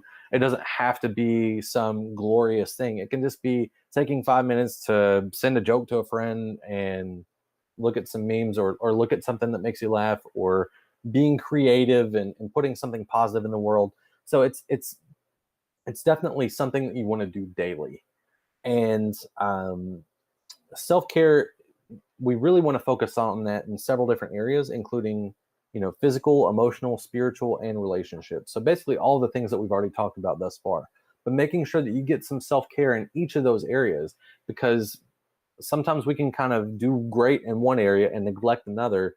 And it's like, okay, well, those kind of balance each other out. So definitely making sure that we're taking a very holistic approach when it comes to taking care of ourselves. So these are some examples that we had where it's like, okay, well, if you want to have good physical self-care, maybe focus on your sleep, or you focus on your food, or your exercise, walking. So I'm not going to read all of these to you, but definitely making sure that you touch on each one of these areas, and taking some time to maybe meditate, or expressing your feelings, or finding those supportive people in your lives, that kind of stuff. I think the last thing that we end with here is encouraging our students to remember that it's okay to not feel okay. I think like Terry was talking about before, sometimes it's hard to honor our feelings because we want to live these picturesque lives, and we want to live, these stress-free lives, and we want to have all these things. But sometimes we just have a bad day, or we have a bad few days, or a bad week. I know Terry and I can definitely, like, hey, that's me. I've had bad days. So we all have them happen, and there's absolutely no shame at all at reaching out to somebody, somebody that you trust, and saying, hey, like, I've not been doing okay. And it doesn't mean that I need you to fix this for me. It doesn't mean that I'm looking to you to give me some sort of wild answer that I didn't know. It's just, hey, I don't know what to do with this. I just need to vent about it. So sometimes seeking professional help is the answer. And sometimes either you don't have people that you can trust, or the people that you do trust just aren't quite cutting it. And you're still having some stuff go on that you're like, you know what, this is a little bit too much. Nothing wrong with that at all. But I think one thing to remember with all this is nobody has all the answers, and we all have these struggles. So yeah. So I think that we're going to end on that. So were there any questions or? I didn't see any questions, but there were some good conversations going on. Heather Worrell brought up that her daughter said that she wished her teacher would give them a little time to talk to each other in class. Yeah. And a lot of the things you talk about, like positivity and the taking care of yourself, which we call T-Coin, my boss, Heather Worrell, is very intentional about that, in asking us, every week, what did you guys do this week to T-Coin, to take care of yourselves? And we have that discussion, and it's good to hear each other and what we liked about that. But then Absolutely. doing with the kids, I'm sorry, go ahead, Drew. No, I was just saying, absolutely, I agree. With the I like kids, that. I think, Terry, go ahead. No, I like that idea. Like, I feel like that's been a common cause. Like, kids want to talk to each other. So I put in the chat box there, I thought, like, lunch bunches that counselors and MHPs are having, where kids can just join in and talk to each other. I mean, they miss each other. That's the joy of school, is seeing their friends. Yeah, and I just talked about this in the last episode where I was doing Minecraft, and where I've had multiple teachers comment in the last couple of weeks where they've started using it, and they say it's crazy when the kids get in there, they really start talking, whereas typically they don't talk, and I don't know why they don't talk in my meet. And I said, well, think of it like being in a school building. In your classroom, you don't want them to talk, but then when they go out to the playground, they are just in their environment, and they are wild. That's really how they feel. They get that comfort level in the Minecraft world, and they do start talking, and it's great. Just have those clubs, like you were saying, Terry. The lunch bunch, my son goes to Kenwood, and they have meets set up at different times throughout the week where they can just go in, and it's a safe space for the kids just to talk to each other. I love Absolutely. that. Very good. That's great. Yeah. Well, we're hoping this presentation will be used more, so that we can help our kids manage their stress.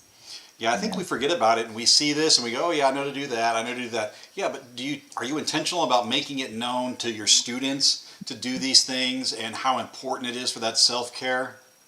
Absolutely. Right. And creating Yeah, that to it, for sure. Well, that's exactly why we wanted to do this presentation, because I think, are these things that we all know to do? Yeah, absolutely. but how intentional are we about doing them, and how much time do we give ourselves to do them? Because, oh, okay, well, I did it for 5 minutes. Well, that, that's not going to fix everything. So, it's definitely about, okay, well, I'm going to set aside time and I'm going to be intentional about this.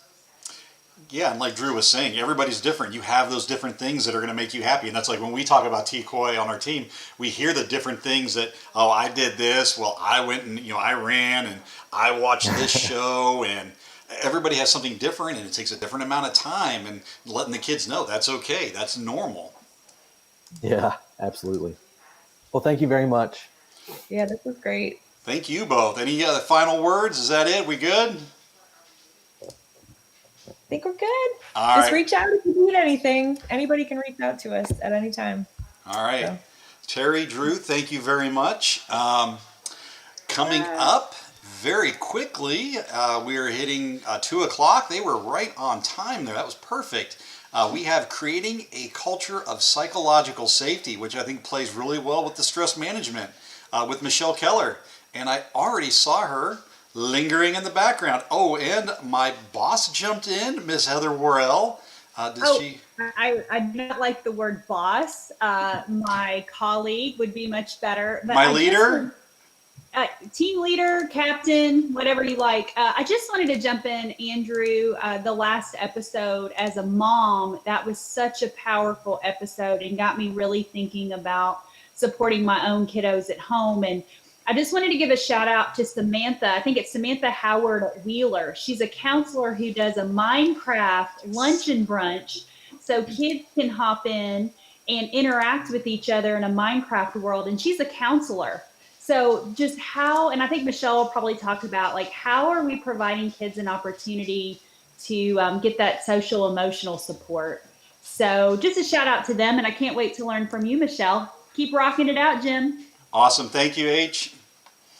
And when you go and watch this on YouTube, you will see that I was throwing confetti all up on you. You just couldn't tell at the time.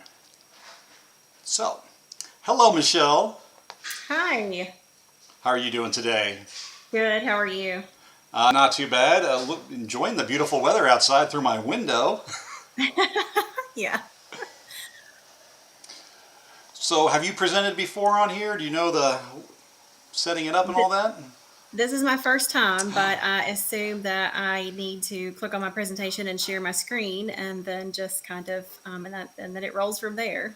Yeah, and you'll talk through it as you go, and I will let you know if there's any questions in the chat, and maybe interrupt you, do my thing. Okay. All right. Do you know how to share your screen? Yes. Okay, it's a little bit different on Hangouts and some people can't find it. Okay. Well, let me know if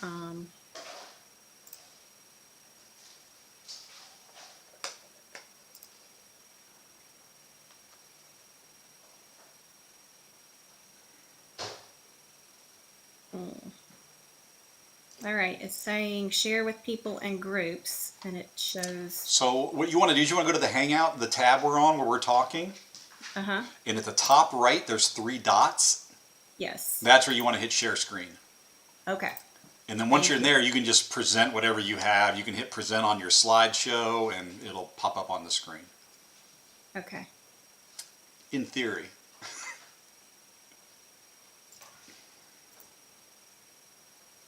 All right.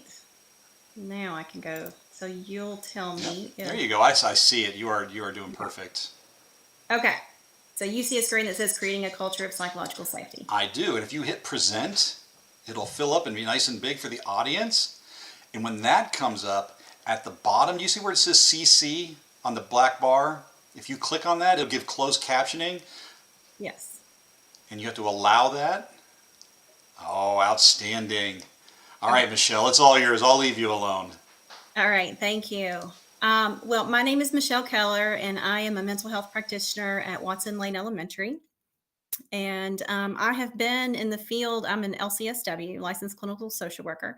I've been in the field of social work for over 20 years. And in part of that time, I worked for Child Protective Services, which is where I was first introduced to the concept of psychological safety. Because, anybody that's had any kind of interactions with Child Protective Services knows that for even the consumers or the employees, that's not always a safe feeling environment because of the nature of that work, in essence. So, and I got to thinking, Terry and I had a conversation about how you can apply some of that in the school system, specifically in the classroom. So that's what we're going to talk about today. Just for thought, just some questions. What do you need to feel safe in your job? What did you need to feel safe when you were in school? What helped when you were going through a difficult time in your life? And why is this important now? Because there's so many things that are so important right now in the school system and in the world. And so introducing something else, if you already are trying to struggle with NTI and everything, it's really kind of a hard sell at the moment. But it is important because we're experiencing a crisis, a time of uncertainty without answers, and with expectations to improve outcomes for students and staff, regardless of what's happening. We have to find a way to adapt because this is a long-standing crisis at this point, and just trying to make changes as best we can and improve our outcomes given the situation that we have. All right. So the idea of culture of safety comes from safety science. Believe it or not, it's a real thing. Current professions investing in incorporating these models include aviation, healthcare, nuclear power, CPS, and even Google. Aviation came about because there were basically accidents. And when you think about what happens even in the healthcare system with accidents, nuclear power systems, and child protective services, there's a response immediately that, when something terrible happens, like the death of a child or a plane crash or the death of a patient on the table, that there's this reaction to immediately start looking for blame. Who's at fault? And then it starts to feel like it can't possibly be me. And if I admit to having made a mistake, then I'm going to be liable for it, which creates an environment that sets up people to want to fear owning mistakes and fear taking responsibility for something in the interest of improving it. And it stifles that ability to improve it. So, industries that use these models depart from that surface level understanding of how systems fail and seek out the complex interplay of systemic factors, meaning that you stop looking for the incident necessarily itself and you start digging underneath of it to see what else contributed to this particular incident. And more often than not, you see that there are complex systemic things that contribute to the incident rather than just the incident itself. It's often a lot more complicated when things are when a system is struggling, or a student is struggling. For example, it's a lot more complicated than just saying Johnny doesn't know math. Johnny may not know math because there may be multiple systemic issues at play. So safety science exists to kind of take it doesn't take things off the table. It doesn't say that Johnny's not responsible for learning his math, but it does make it safe to discuss. There may be things within our system that are not supporting Johnny, or there may be things in Johnny's home life that are a struggle, and maybe we can help with those things and maybe we can't, but it's worth taking a look at. And then how do we get Johnny to where we need him to be and hold Johnny accountable also? Okay, so from an organizational perspective, safety, culture of safety means that everyone feels responsible for the safety, the environment of safety, and that it's something that's pursued on a daily basis. Everyone feels safe reporting any unsafe conditions. When you think about healthcare from an organizational perspective, if there's something that they saw, like for instance, there's not enough hand washing happening, and then somebody got sick, or something like that. Negative behaviors, meaning that if somebody is creating an uncomfortable environment, then you have to be able to say, hey, I don't think Sarah feels comfortable because this thing over here keeps happening. But you have to do that and do it from a place of trying to solve the problem rather than just trying to place blame. It results in fewer high-risk behaviors, lower voluntary staff turnover, lower absenteeism, higher productivity, and increased public trust. Basically, it's a way of creating the system to where it feels more comfortable functioning as it does. Organizations have to focus on improving their well-being in addition to the physical safety. which includes examining current environmental factors that support those practices, meaning that you've got to look at what's driving the lack of safety culture. So, for example, in a classroom setting, if you have kids that are unsafe, that are getting physically aggressive with other students, then you have to look at the environmental factors that may be contributing to that. The emphasis is placed on safety from workplace violence, safe from patient, consumer, and student handling, and psychological safety.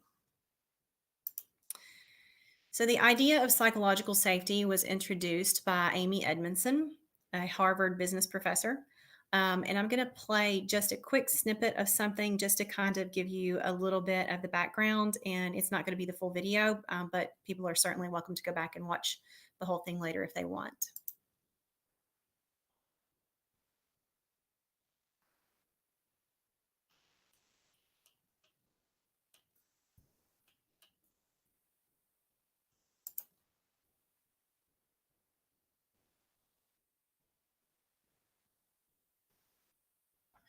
A nurse on the night shift in a busy urban hospital notices that the dosage for a particular patient seems a bit high. Fleetingly, she considers calling the doctor at home to check the order. Just as fleetingly, she recalls his disparaging comments about her abilities last time she called him at home. All but certain the dose is in fact fine. The patient is, after all, on an experimental protocol which justifies the high dose. She heads for the cart, gets the med, and goes toward the patient's bed. Quite far from the urban hospital, a young pilot in a military training flight notices that his senior officer might have made a crucial misjudgment. He lets the moment go by. Far from both of those stories, a senior executive who has recently been hired by a very successful consumer products company to join the top management team has grave reservations about a planned takeover. New to the team, feeling like an outsider, everyone else is so enthusiastic about the plan, he doesn't say anything. These are 3 episodes of workplace silence when voice was necessary. Voice would have been helpful. Now, you may think, if I were in their shoes, I wouldn't do that. Or you may be aware, as I am, of just how often this happens in the modern workplace. So I've been fascinated by this problem for a long time. Why does this happen? It's quite simple, actually. It turns out that no one wakes up in the morning and jumps out of bed because they can't wait to get to work today to look ignorant, incompetent, intrusive, or negative, right? No, on average, we'd prefer to look smart and helpful and, positive and helpful. So the good news about all this is that it's very easy to manage, right? Okay. So that is just an introduction to the work, and it gives an insight into how she came to drive it and the perspective for people. And it was interesting to me when I watched that to think about, new teachers in a building and what it's like to be new to a team, and how, you may have really good ideas, but sometimes if everybody else has been doing it a certain way, then it doesn't always feel comfortable to be able to say, I disagree, or can we try something new? So just some good thought. Okay. So I'd like to talk a little bit about the idea of psychological harm. It is the antithesis of psychological safety. It's very common in healthcare organizations, and I believe that's mostly due to the idea that in healthcare organizations, it covers such liability with lawsuits and things that, basically to admit that you've made a mistake in a healthcare industry can mean that you're potentially part of a lawsuit. It results from disrespect, emotional abuse, bullying, learning by humiliation, and other hallmarks of a culture of fear and intimidation. Now let's talk about psychological safety, which is the opposite of psychological harm. That is the shared belief held by members of a team that the team is safe for interpersonal risk-taking, meaning that if you are going to step out and introduce a new idea, you're not worried about being shot down in a way that made you feel like you were less than, or that it was marginalized or minimalized. They may not take your idea, but it feels safe to take the risk.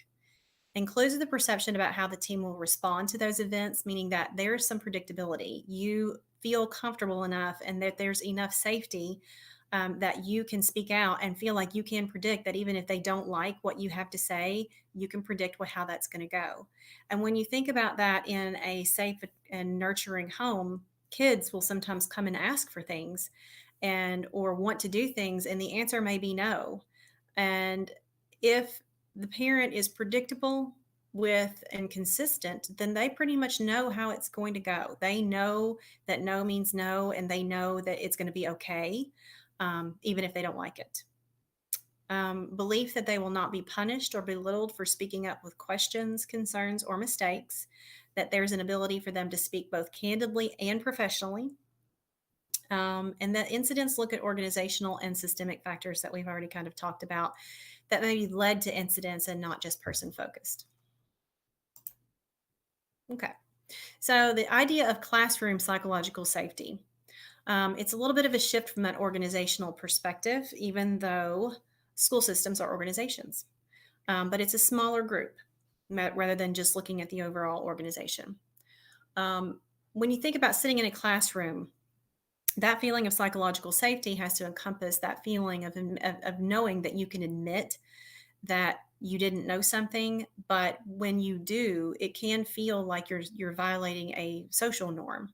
And sometimes kids can, if the environment doesn't say it's okay not to know the answer, it's okay that you may not know lots of things, then kids can sometimes feel stupid, and it kind of shuts them down.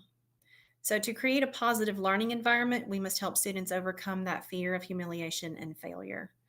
Humiliation can lead to an amygdala activation, which takes me back to the idea of the trauma response that kids have sometimes. If you have been raised in an environment where you had to learn it's fight or flee, to basically respond to certain situations, then your brain is sort of pre-wired for that amygdala activation that sends that response to the brain that says, we got to do something about this. A lot of the times that means that if kids get humiliated, they can be triggered in that sense. And you might see additional behaviors, undesirable behaviors in the classroom also, just from the additional energy that they have to put into from trying to manage that feeling. That amygdala activation encourages students to act more quickly without thinking, meaning that they may lack perspective and analytical reasoning also. So basically, when that amygdala gets activated, it can also cause this overall shutdown of the system to where their ability to use critical thinking skills and analytical reasoning is it's more of a struggle. The research there's several different sources that I kind of wanted to share a little bit. Barbara Fredrickson at UNC has found that positive emotions like trust, curiosity, confidence, and inspiration broaden the mind and help us build that psychological safety, but build us social and physical resources. We become more open-minded, resilient, motivated, and persistent when we feel safe. Humor increases, as does solution finding and divergent thinking. So basically, when we feel safe, it is okay to make mistakes, and then it increases and it improves our resilience into that, and so that we are able to be more persistent. So we can keep plugging away at something and trying something if we know that when we fail, it's going to be okay. A recent study at Google, and there's a link right there to that article if you want to read that. A recent study at Google from 2012 called the Aristotle Project, which is really when a lot of this really got a lot more attention because we pay a lot of attention when Google does stuff, determined that psychological safety contributed significantly to improving team dynamics, which led to better performance as a team. And so basically Google kind of said, we had to work in smaller groups. We had to really start talking with each other, and we had to create an environment that made it okay to make mistakes or to say, quote unquote, dumb things, because that was where we got some really good ideas. And as people felt more safe to contribute, then we got better creativity.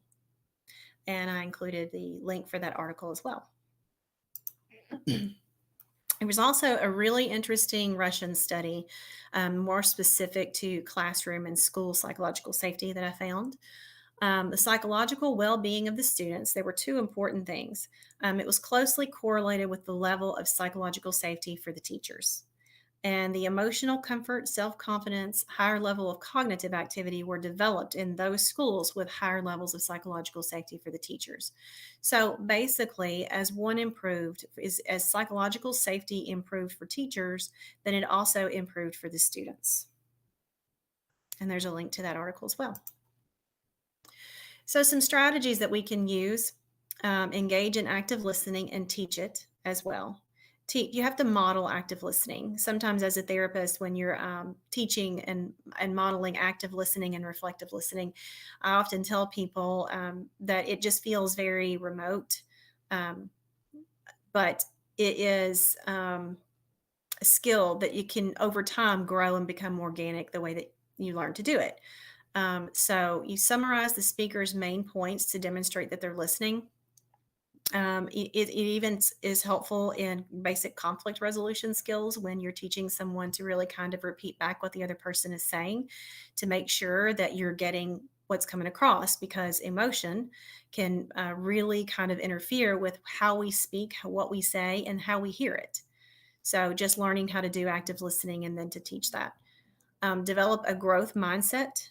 Teach students to reflect on their own mistakes and others to learn from them. And so psychological safety really plays into developing that growth mindset that says it's okay to make mistakes. I'm going to learn from them. It's the difference between a kid recognizing that something is hard and seeing it as a challenge versus seeing it as an obstacle that they can't overcome. Adopt and teach the mindset that feedback is not criticism or judgment of future ability or character, but rather a positive experience which offers opportunity for knowledge.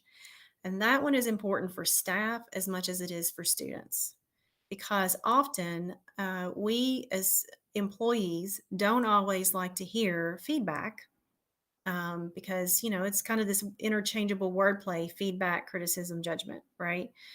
But we have to be able to take feedback and see it not just as criticism, but as an opportunity. And that is really the mindset that's required for you to be able to step past the discomfort, the uncomfortable feeling of receiving negative feedback about performance. You have to be able to say, I'm not receiving performance because I'm going to get dismissed from my position. Feedback about that. I'm receiving feedback to improve my performance.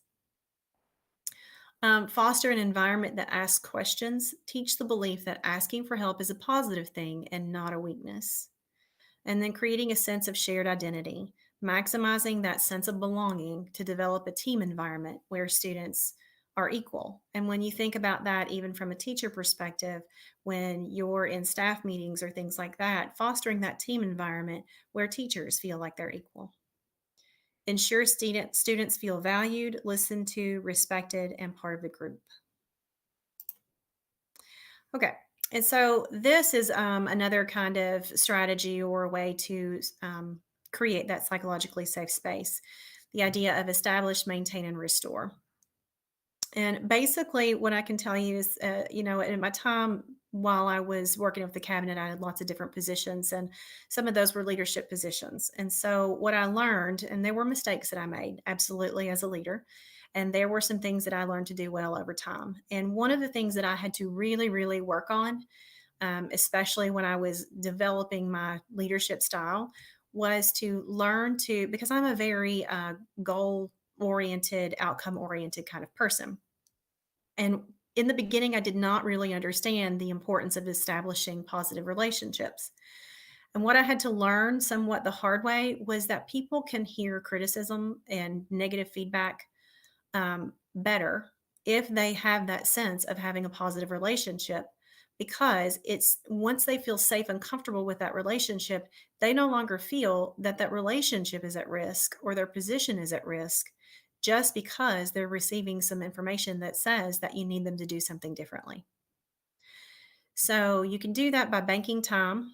And I do think that applies to the students as well as even members on a team. You can do it by banking time, deposit into that relationship by asking open-ended questions. And the more you can get people to talk, the more that they feel more comfortable. They like to know that you know something about them, that you actually care about what's going on. Making validating statements, allowing others to have their own emotional experience, and use the active listening. And when I say making validating statements, in my years, there have also been lots of times where I had uncomfortable employee conversations, but also times when I had uncomfortable conversations with parents that were hard. And you can almost always de escalate a difficult conversation by making sure that you validate how painful or how stressful or how hard hearing that information is for them. It at least tells them that you are trying to pay attention to how they are feeling in that moment. No personal information, family, interest, hobbies gather through that sentence completion. You can ask kids to write some journals. You can do surveys, playing icebreakers, and doing some team building. And then secondhand compliments, positive notes home, telling another teacher and encouraging positive office notes. Anytime that you can point out something positive that somebody's doing, it lets them know that you value what the work that they are doing and that you see it. And it's that positive reinforcement a lot so that when you do have to give them negative information, it's got some balance to it. And then continue to engage in positive relationship skills. Again, the high ratio of compliments and praise compared to negative interactions. And then brief relationship check ins where other people share about life or thoughts to build connectedness. Just kind of checking in occasionally and stopping and saying, how are you? I mean, really, how are you doing? And then restore.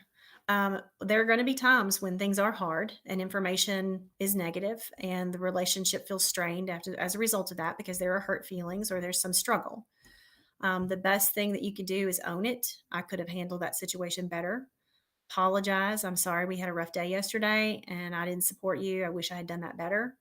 You can ask for a do-over. Things were rough between us yesterday. Let's have a do-over today. And I like to use that one with kids in particular because, kids have to know that just because they've had some bad behavior, it's not lingering. It is, I know I'm going to acknowledge that yesterday was bad and you made some bad choices, but I still care about you and we're going to have a do-over today because I've showed up and I'm willing to do it again today. Conveying care. Your behavior or tone of voice, opinion, etc. was a bit rough to deal with, but I really care about you. Again, it's not about excusing somebody from bad decisions or bad behavior or whatever, but it is about trying to acknowledge it and work through it. In summary, people want to feel valued, respected, and heard. Psychological safety creates that space within our groups that improves creativity, productivity, and outcomes. And it requires a culture driven from the top that extends all the way to the bottom. So you have to have administration invested in this. If you really want to create a school building that's got that sense of psychological safety, it has to be from the top all the way down to the bottom. It's not, it is imperative that everyone buy into it and that you change the way that you communicate things and change the relationships so that the whole culture is present in the entire building. And then it trickles down into the classroom because people, if there's an expectation about this is how we function as a team, then that will follow you into the classroom. And that's it.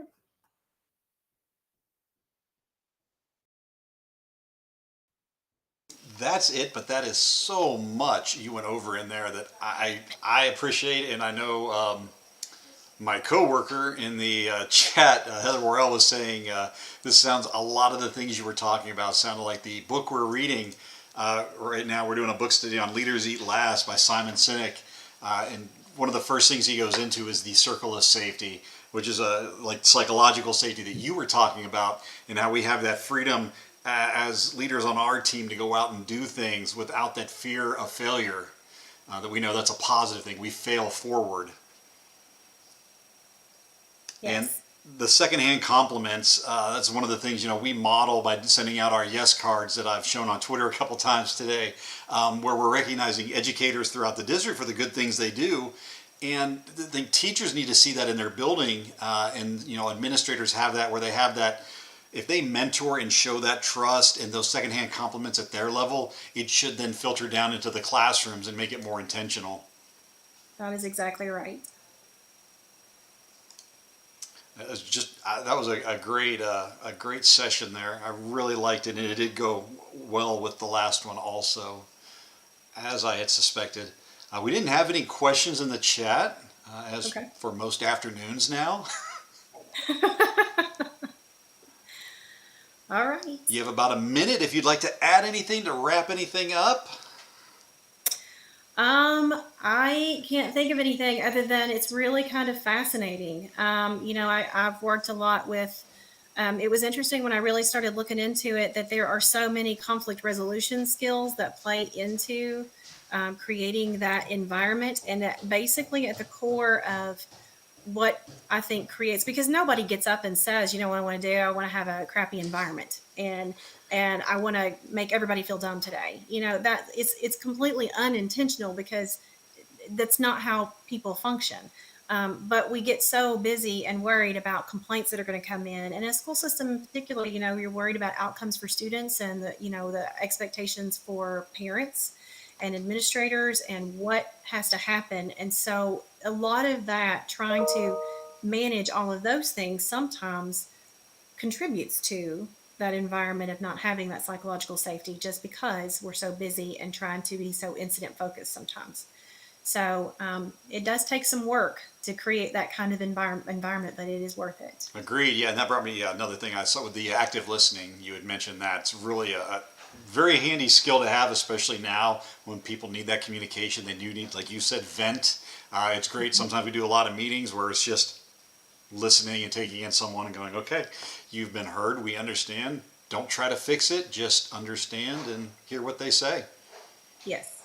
All right. Well, thank you, Michelle. That was outstanding. Appreciate you being here today. Hopefully we'll see you back sometime. All right. Thank you.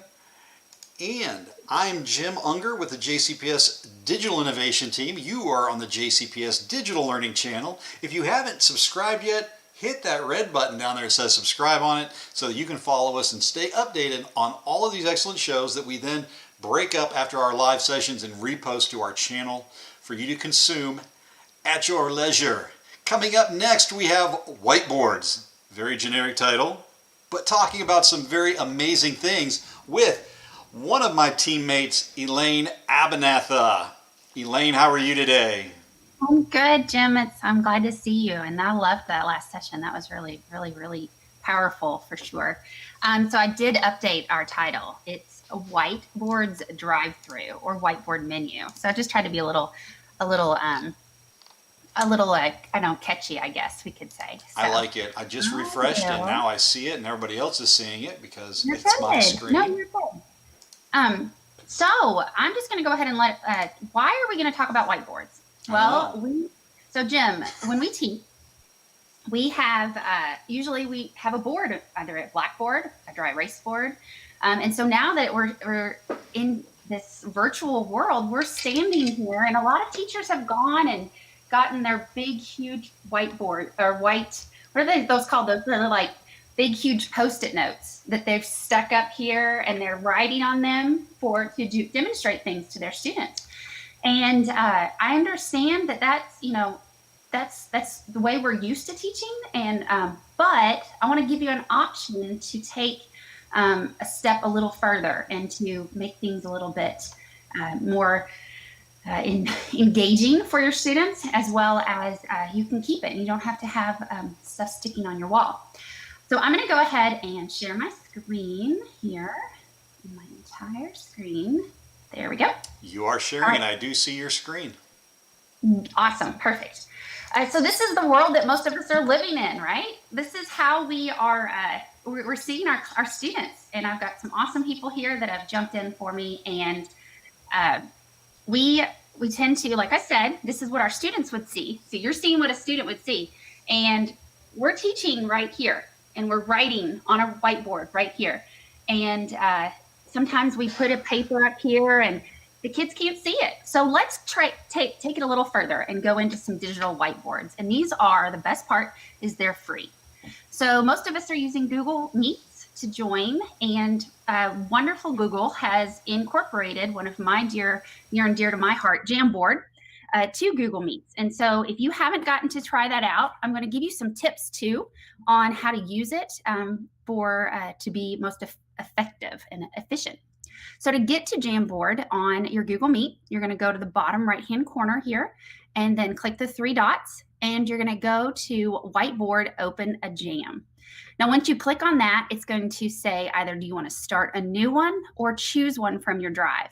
So if you've already started one, which most likely you are thinking, I need to show with manipulatives, or you can start some of these Jamboards in your drive that have those number manipulatives or letter blocks or just sorting things, any kind of, so that you can go back to do those. But we're going to go ahead and choose one from my drive. And of course, you know, I have tons of them in here, Jim, right? Not just a couple. So one of the best parts that I think of as whiteboards, and you click the one that you've previously chosen. So see, all these could be all different templates for you, or that you have. So here's some number or money sorting. So you can have these pre-made so that you're not just having to do this on the fly, or you can do them for just a quick note like you're needing to. So once you click that, you can open the Jamboard, and it's asking you, do you want to share it with all these people? Yes, I do. Now, if I wanted them all to be able to edit it, that's a different thing. But right now, we're just wanting the students to see what we're trying to demonstrate. So we're just going to keep it as view. I like that. So that's like saying, come up to the board, or I want you to sit and watch what I'm doing first to demonstrate it. Yes, exactly. I like it. That's cool. Very good equivalent there. So now I have a Jamboard here, but in the chat, if you look at it in the chat, the students all got a link to the Jamboard. So they can meet me there if they want. Most of them have not really, they're like, I can't see it, I can't see it. But if you want to also show what you're doing, as in like show your screen, you don't have to show your screen. These students can click on this Jamboard link, and they too, I'm going to go a little bit here, will see exactly what you are doing on that screen. Well, I've had a lot of teachers say, I really want to see my students. I understand I've got this Jamboard, but I can't see my students. So keep these as separate tabs. Make sure that you don't open this Jamboard, and when I click on this open right here, I lose the ability to see my students, which is the worst. It's like it's turning our back on our students, because then you don't see if they have questions, or if for some reason somebody jumped out or they jumped back in. So you want to make sure that you use that Jamboard separate. Now, if you accidentally click on that Jamboard and you open it in a new tab, no worries. You can drag that tab at the top and then resize it, and you'll have it for your students right here. So that way the students can see you working live as well. If for some reason you're just wanting to show a Jamboard and you don't want to give students access through this way, you can share your screen here inside your Google Meet. And let's see, present now. And a trick I wanted to make sure that you knew was not your entire screen, but you're going to share just a window or a tab. And by doing that, by just sharing a window, you can go ahead and grab just the window that you pulled out previously for your Jamboard, and then share that. And that doesn't have to be just a Jamboard, it can be anything. So now I have the ability to see my students and that Jamboard, which they see as well. Now, ideally, we all have multiple devices, but we don't. But if you do have the ability to have a multiple device, go ahead and jump on that device or jump on that Jamboard on another device, and then you have the ability to write on that Jamboard. So let's go ahead, and since I'm presenting, this is getting very confusing, Jim, as far as I'm presenting and I'm doing this. So let's go ahead. Yeah, I saw you had a few tabs open there. It's like you're doing some work. I don't know. Just a couple, right? So I'm going to jump on in and go here. I'm going to go to that Jamboard. Here's our class notes. Now, one of the most important things I really, really want to express is when we get to go back to the class, we've all had to erase these boards and rewrite them up and take pictures of boards. I really hope that this digital whiteboard keeps going, and we continue to use this, because you can project this just like you do right now in your classroom. And if you happen to have another device, you can walk around and not be stuck there by the board. And that was where I fell in love with Jamboard, was that ability. So now as I'm here and I'm walking around and seeing the students, I can take notes and write it. Now, by keeping it in a digital platform, I can come right back to it and say, well, remember yesterday we talked about this, and this was what we had, like what we were talking about, and you can refer back to it. You don't ever have to worry about, oh yes, ERDAY, right? There we go. So this was yesterday. And then you can have that connection where you're connecting those ideas back to your students. And so that is one of the most powerful things about Jamboard. Not only can your students use it as well, but you can use it as a whiteboard.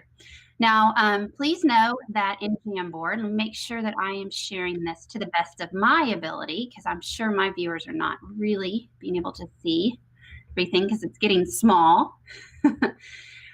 Inside Jamboard, I'm just going to go through just some quick of the tools. Now, it shows a little different on your iPad or your computer through Chrome. The tools are just a tad different. But here you have a pen where you can choose the different type of style of pen, and then the limited number of colors, or the limited colors you have, and then an eraser, and then a select.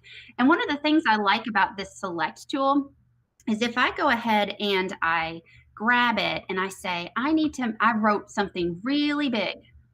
Why is this not letting me do it? Okay. I wrote something really big and I want to make it, it's not going to do it for me.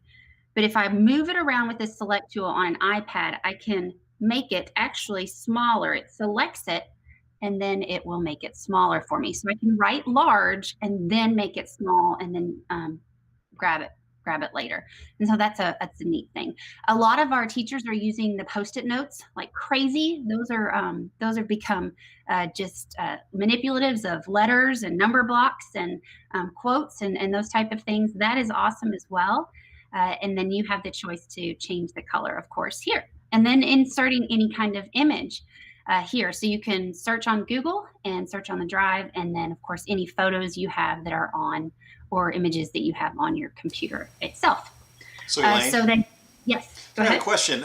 So we're doing all this work, we're getting yesterday's, today's. Let's say Steve hasn't come to class in a few days. Will this be saved so that I can just send him the link or post the link in my Google Classroom so anybody can access it and see the work we've been doing?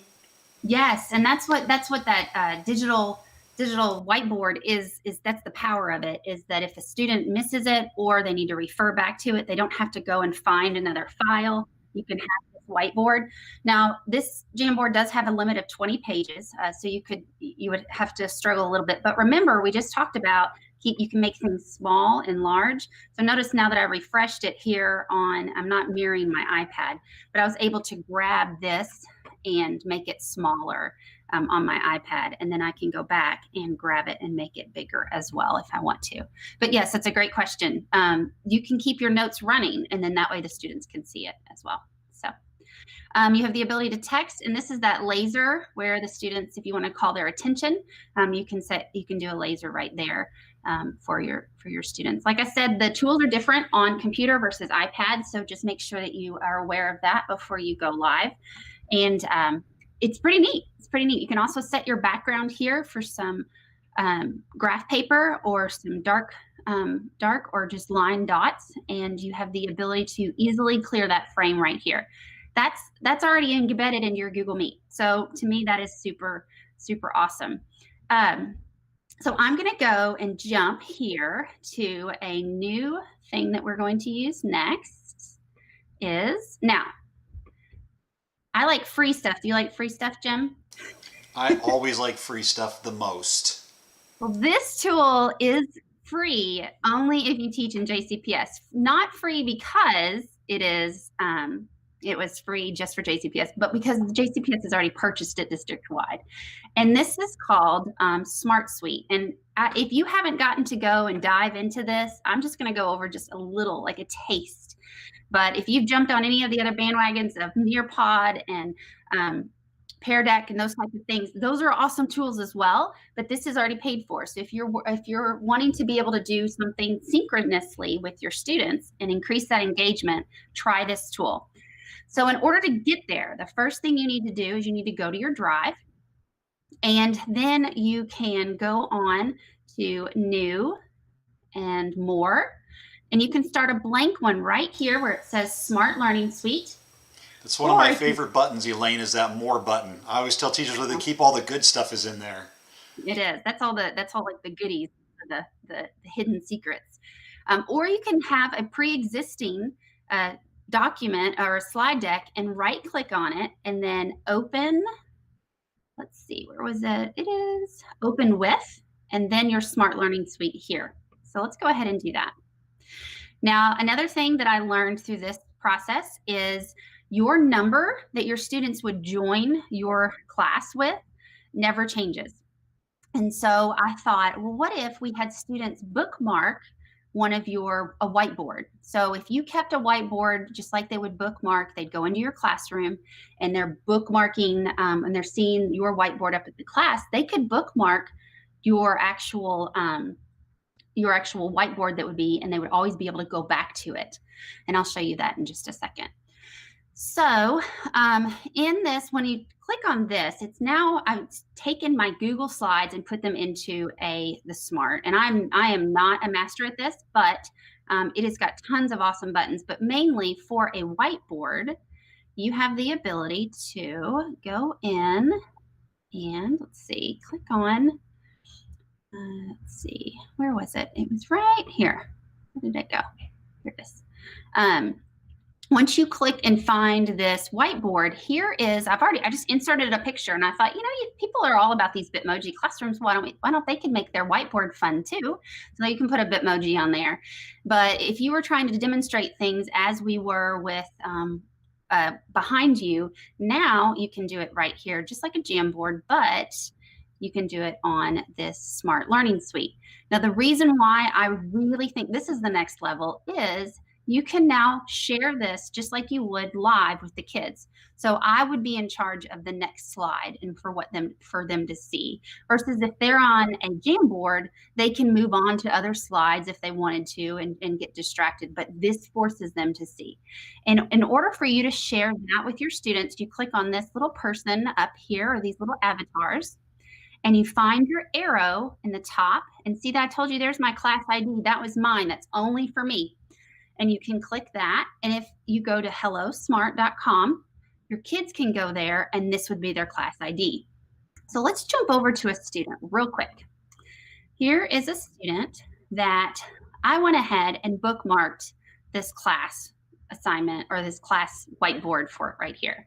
So instead of a student having to go to hellosmart.com and putting in those notes, kindergartners can do that, but that's going to take a lot, and it's going to take a lot of distraction as well. So if you teach them to mark that little bookmark bar at the end of the URL, they've got it right here. So here's what a student is seeing on that tab.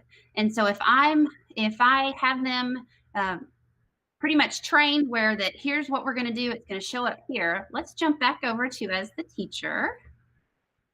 And now the teacher's going to be able to show whatever I'm wanting to show. And then we're going to go back. And now you see that the student sees that as well. Now with the Smart Learning Suite 2, now I can have a bunch of different slides here, and the teacher then progresses it on as their own. How cool is that, Jim? Isn't that neat? Yeah, I got to say that's pretty neat. And going back to the Jamboard, so would there be a limit on this, like Jamboard, like 20 slides was all you could do? Which I know it's saying all you can do is 20 slides. I mean, you must make a lot of notes if you need more than 20 slides. You could even do like one Jamboard per day or one per period, I guess. 20 seems like a lot, but is there a limit on Smart?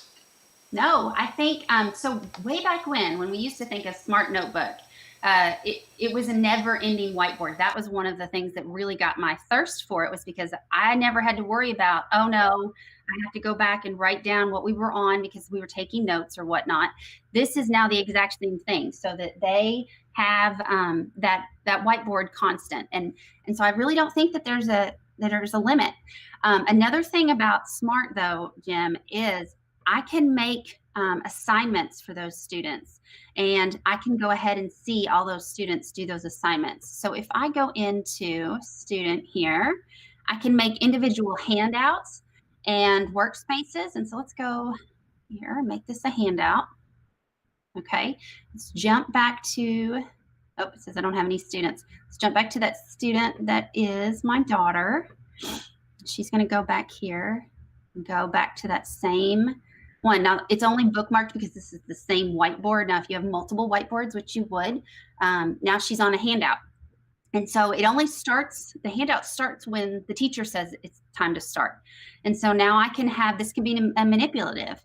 The students can then sort things, or then they can erase it or whatnot. Now as the teacher, so here's the students able to do whatever they need to do with it. The teacher's best part is that if I had multiple students, my entire class would show up here, and I can jump from student to student and see what that student is watching and what they're doing. So that is very powerful, of course, while we're doing. That is really cool, Elaine. Yeah, isn't that neat? Can you have them, can they collaborate, like put them in groups of like 3 on a board? Yes, you can share them and they can be in groups. Now, I haven't figured that out just yet, but I know on all of our SMART, we have a playlist, and within that playlist there is information that tells us how to do that, and I'll make sure that I get that information somehow out to you if anybody has any questions, for sure. So, all right, well, I have one more thing for us. This next one is called Equatio, and if you are a math teacher and you haven't gotten to dive into this, this is something that will take you to the next level, and it will save you a lot of time. And I've even seen teachers like, here, I want you guys to solve this problem. And it's really, I mean, yes, understand, but let's take it to the next level. So if you go on up, can you see my browser right here, Jim? Can you see all that? Yeah, I can see it. I'm looking to make sure I can see it on the other, and I do see it. You're up in your little bar there. Yep. So if you do not have this Equatio extension, click the little, because I've got a lot of extensions, click the little puzzle piece and find Equatio. It's this blue triangle little button here, and you can, when you click on it, and I was worried earlier, I clicked on it and I saw, oh, this has got some really awesome tools here, but it's not what I'm looking for. Not the whiteboard is what I'm looking for. So to get the whiteboard, you need to go into, let's see, I have so many things open here. You need to go into a document, or into slides, or into any other, any other URL you can go to. I was going to say, Elaine, is Equatio that thing that comes up on the forms now automatically? Yes, it does. Yeah. Yes, you've seen it, and I have not played with it. I've just honestly not had time. So, but let me see, close this. So if I'm in a Google Doc and I just need to have a whiteboard really quickly, we all have this. JCPS, everybody has it, so you don't have to worry about it.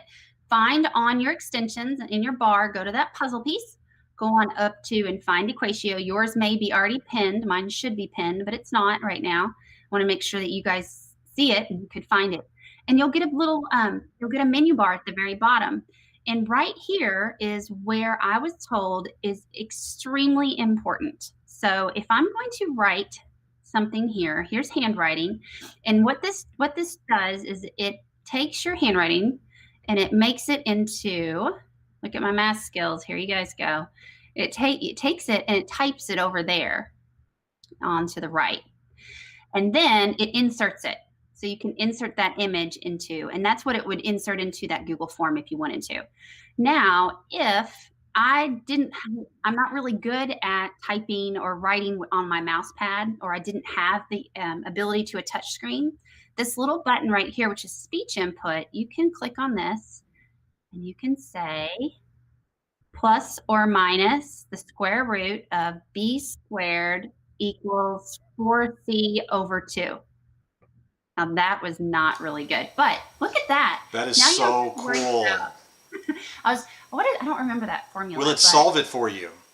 No, it will not. It will not. It won't. But then you can go ahead and insert that, and you can edit it right here. It's just like a normal text box, and you can do that. Now, after I insert that, here we go. I should be able to also write on this as well. Now, I did not get to play with this, but this has tons, and we've actually gone over this, haven't we, Jim? Several times. There's been some awesome presenters that use this on a regular basis. But if you are just looking for a whiteboard and you're then ready to take it to the next level, math is always the hardest way to do it live. I felt to make it, but this tool, Equatio, will let you take it to the next level and keep you from going to back to that old school of turning your back to your students on your computer and then writing on a big piece of paper in the back. Andy Lane? Yes. So with that doc then, since that's just a Google Doc, I can either share that with my students as edit permission or just view only permission, correct? Oh, absolutely. Yes. And let's see, now that I'm interested in this, you just made me think of this. Look, here's our class notes right here. Let's click Equatio right here.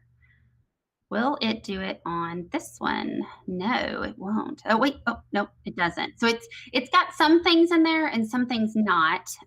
It does. I've now lost where I am. Have you ever done that where you're not sure where you are? Have too many tabs open? Can't figure out where you're at? Yeah, we've all been there. Let's see. Okay. Oh, but I was wondering if, there it is. There's this. So I wonder if now this is actually like an image. If I can go back to my Jamboard and paste it. Oh, look at that. So you kind of can, Nice. We call it app smashing in our world, don't we, Jim? Where you Yes, can ma'am. take and you can move it and you can app smash. Now, a student that is on this, like we talked earlier, they could be actively working on it. They can then solve this. Now, I want to get some major kudos. I have seen this trick before, and I don't think we've given it enough spotlight at times. So Ashley Pearson, I just happened to see this 40 minutes ago. I'm just on Twitter.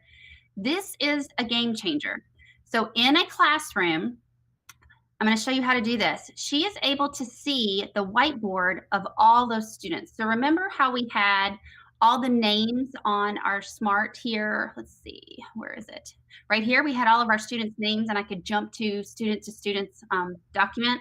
Currently, they do not have it where I can see everybody working because as Ashley noted, she said, well, normally she would have these counters out and all her students, she'd be walking around making sure that they understand what she was directing them to do. So let's figure out how to do this. Super easy. You're going to go and when you have a slide deck, all it is a simple slide deck, you make your main thing. Let's keep that in there. You make your main part right here. And then you just duplicate that. Now there's multiple ways to duplicate it, but the easiest way to do it is a Command D. And you can duplicate that as much as you want. And you would have one for every student. Now, if you go to File and let's see, where was it? It was, let's see, View, excuse me, View, and you want to see Grid View. So you go to File, Grid View. Now, if all these students were actively working on this same presentation, it is like I'm seeing the top of all of their desks. How cool is that? That is so cool. And you're seeing all the desks at once, not just one desk at a time. That's great. Now, remember, we talked about a second ago, we were like, I can't see my students here. If you can't see your students and you don't have access to a whole nother device, just go ahead and minimize this and use that Command minus button to make it smaller so that you can still see it. And then you can still see your students here. That's it. How cool is that? That is very cool, Elaine. Much better than generic whiteboard. That was very good. So do we have any questions or anybody out there have any other ideas? And I want to go ahead and make sure that all of us know that together we're brilliant, right? And I would have never remembered to bring that up if Ashley hadn't put that on Twitter. And if you use the hashtag JCPS Dig In, which stands for Digital Innovation. We share all of these things, and I just follow that hashtag, and I just kind of get to scroll through, and I'm like, oh, that's a great idea. I'm showing it right now. It is a great hashtag to follow while you're talking about it. I'm showing it. Get on Twitter, check that out. So many ideas we put on there.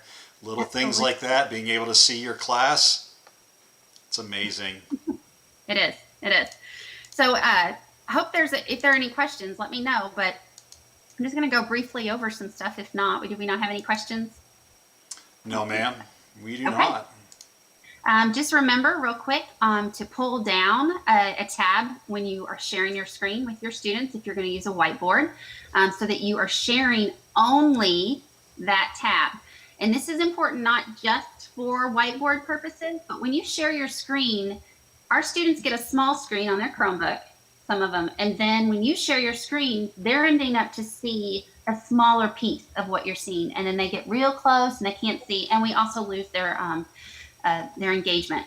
So go ahead and pull out whatever you're sharing, whether it is a document or whatnot. And go ahead and model this again for you. So here I've pulled out the thing that I want to share to them. And on my Google Meet, make sure this moves. When I click Present Now, you're going to go to a window and make sure Elaine, just so you know, you're not sharing your screen anymore. Oh, man! But you look really good doing all that work, I'll tell you that. Okay, I can do it real good. I can do it again. Hold on just a second. We'll just crop that out. We'll just edit. That is the power of edit, people. Power of pause, meet the power of edit. Okay, so here we are. We're going to do it again. Rewind. So if you are going to share your screen in your Google Meet, your students get to see only a little piece of you if you share your screen and you stay on the Meet screen. So yes, I know you want to see your students and you want to work on the thing, but if you can do it in a different way, it benefits your students. If you do it in this way, it benefits your students because their screen doesn't get minimized. That's really big. I've noticed that my own students are struggling with that, or my own kids. So when you want to share something, you pull out that tab, or you can open it in a different way.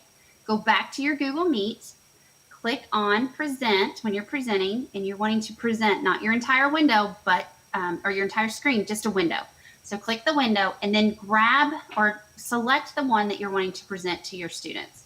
When you do that, then your students are not just seeing a presented, and then they're seeing an actual part of the document, and that's all they're seeing. So we're going to jump over real quick, and we're going to see what a student is actually seeing right now. See? Instead of seeing a smaller version, we're going to see, this is what the student is seeing, just a bigger version. And then they can also pin you and it makes it bigger. So that's awesome. That's so important right there. We get so many people asking about that and seeing kids, and it's important. And another piece I would bring up, when they're doing that, sometimes they say, well, the kids' pictures go away and it just goes to their icon. I can't see their video anymore. That is typically a bandwidth issue. And when it starts to lower your bandwidth, your computer detects that and it starts cutting off video feeds. So there's really not a problem. The kids aren't muting you and the kids can still see each other. They don't even realize that's happened. We saw that in a meeting on Friday. So don't worry about it if you see that. That's just the computer making sure that you're still going to stay connected. Yep. All right. Well, I can't wait to see what's next. It's FVR, right? We've got FVR. SVR. I don't know what SVR is, but it is FEV Tutor with Sean Cicero, who is in the background hanging out with us. Elaine, my goodness. Thank you for coming in, Elaine, and showing us all those great features of the whiteboards. We appreciate you. All right. Sean, how are you? Good, how are you? Not too bad, not too bad. You ready to talk to us about FEV Tutor? Sure am. Let me go ahead and share my screen.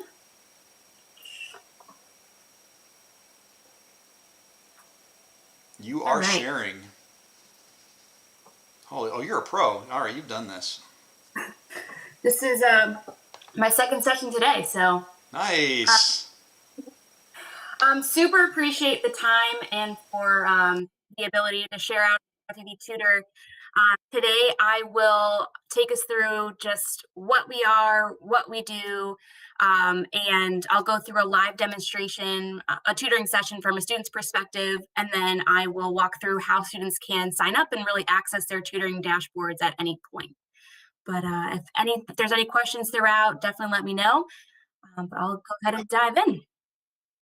Cool.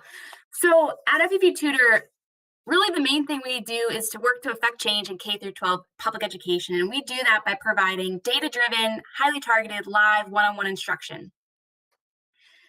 And we provide this equitable remote learning in a couple different ways. So this live one-on-one instruction, every time a student logs on to a tutoring session, whether it's a scheduled session or an on-demand session, students are meeting with a real-life tutor on the other end.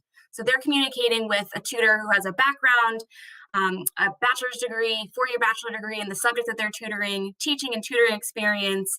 And they went through an extensive boot camp with us. So it's a real-life person every single time a student logs on to get that extra support. We provide 24 access for students. So students are able to book a one-time or a reoccurring session throughout the week from 7 a.m. to 10 p.m. But we also have an on-demand feature in which students can access a tutoring session and a tutor at any time, day or night. So if they are struggling with a homework assignment at 11 p.m., they're stuck on this chemistry problem, they can log on and be connected to a tutor within 20 to 30 seconds.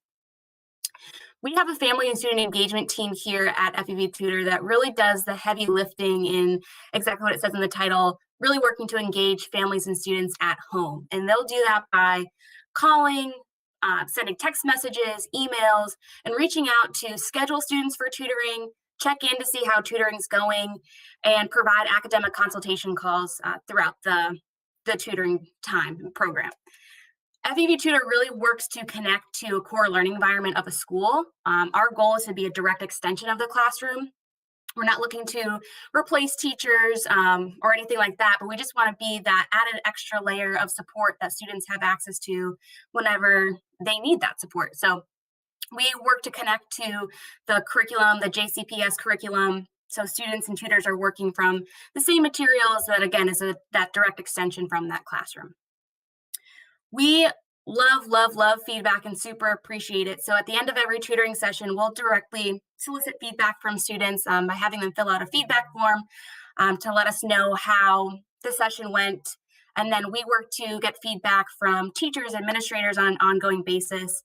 I'm the dedicated academic success coach for JCPS, and so I will connect with the different schools and admin across the district to really make sure that the program is working and students are able to take advantage of it and get that support that they need. We provide ongoing reporting as well to all key stakeholders, which I'll talk about in just 1 second. So we provide this live one-on-one instruction to extend learning outcomes and learning opportunities and accelerate outcomes for students. We provide adaptive learning style options within the tutoring sessions. We know that all students have different needs, so we have these different learning style options available for auditory learners, verbal learners, kinesthetic learners, to really meet the needs of all students. I mentioned the live one-on-one instruction.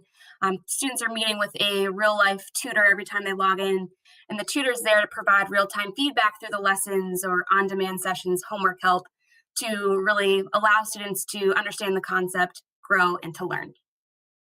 Every time students log on, they're working from individualized learning plans that were created with standards-aligned content.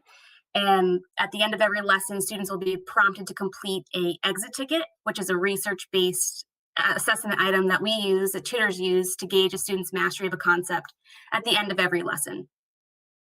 Safety and accountability is super important to us, so all sessions are recorded. The chat scripts are recorded and are available for students to review, but also for parents, administrators, teachers to review at any time to check in to see how the student's doing, how sessions are going, whatnot. PBIS and SEL components are integrated into our platform as well.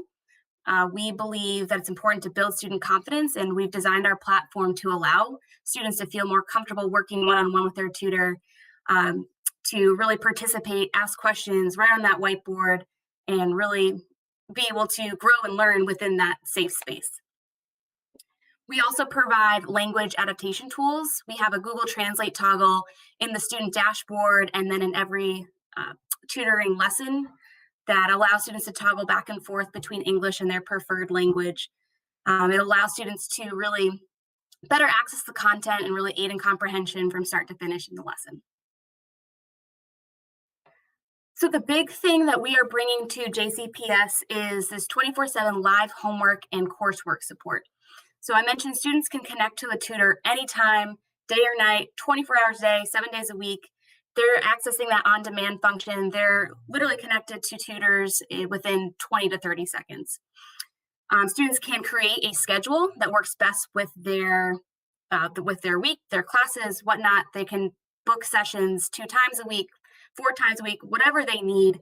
We're able to really work with students to create a schedule that works best for them. We support across all subjects, those core 4 subjects: science, math, social studies, and ELA. And then we're really designed, and we've designed this tutoring program with JCPS to support the entire district and all students within your communities.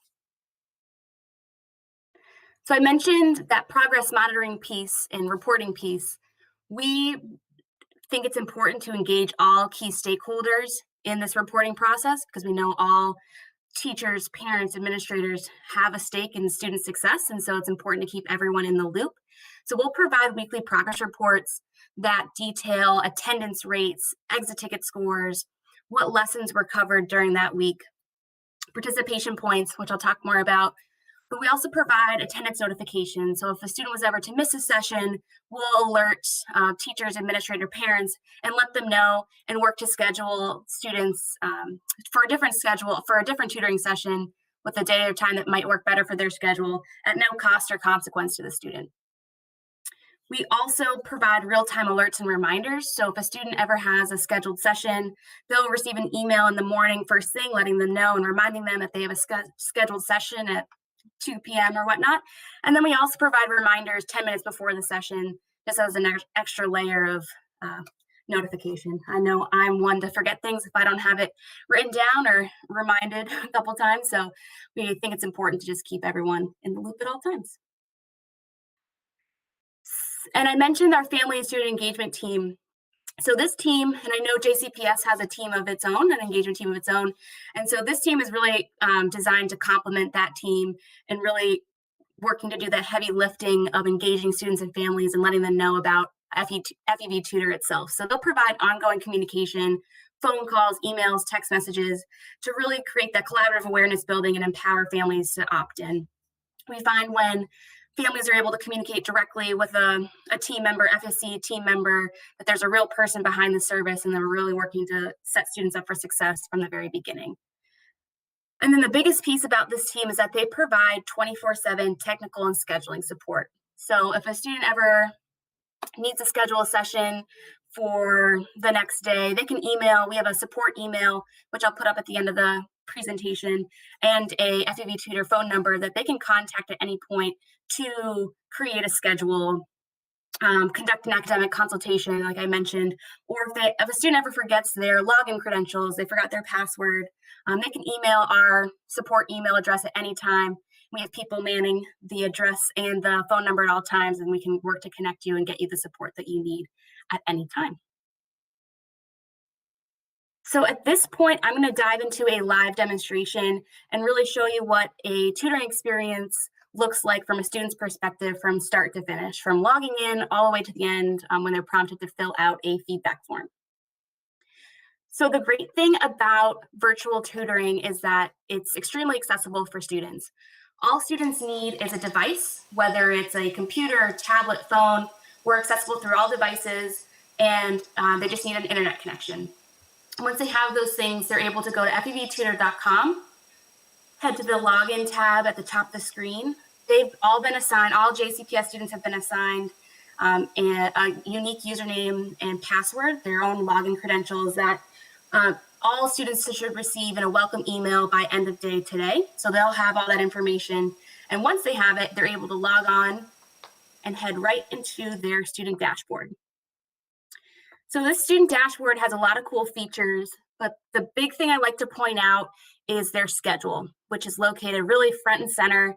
And if they have a one-time or a recurring schedule, it shows up really front and center, first thing that they see.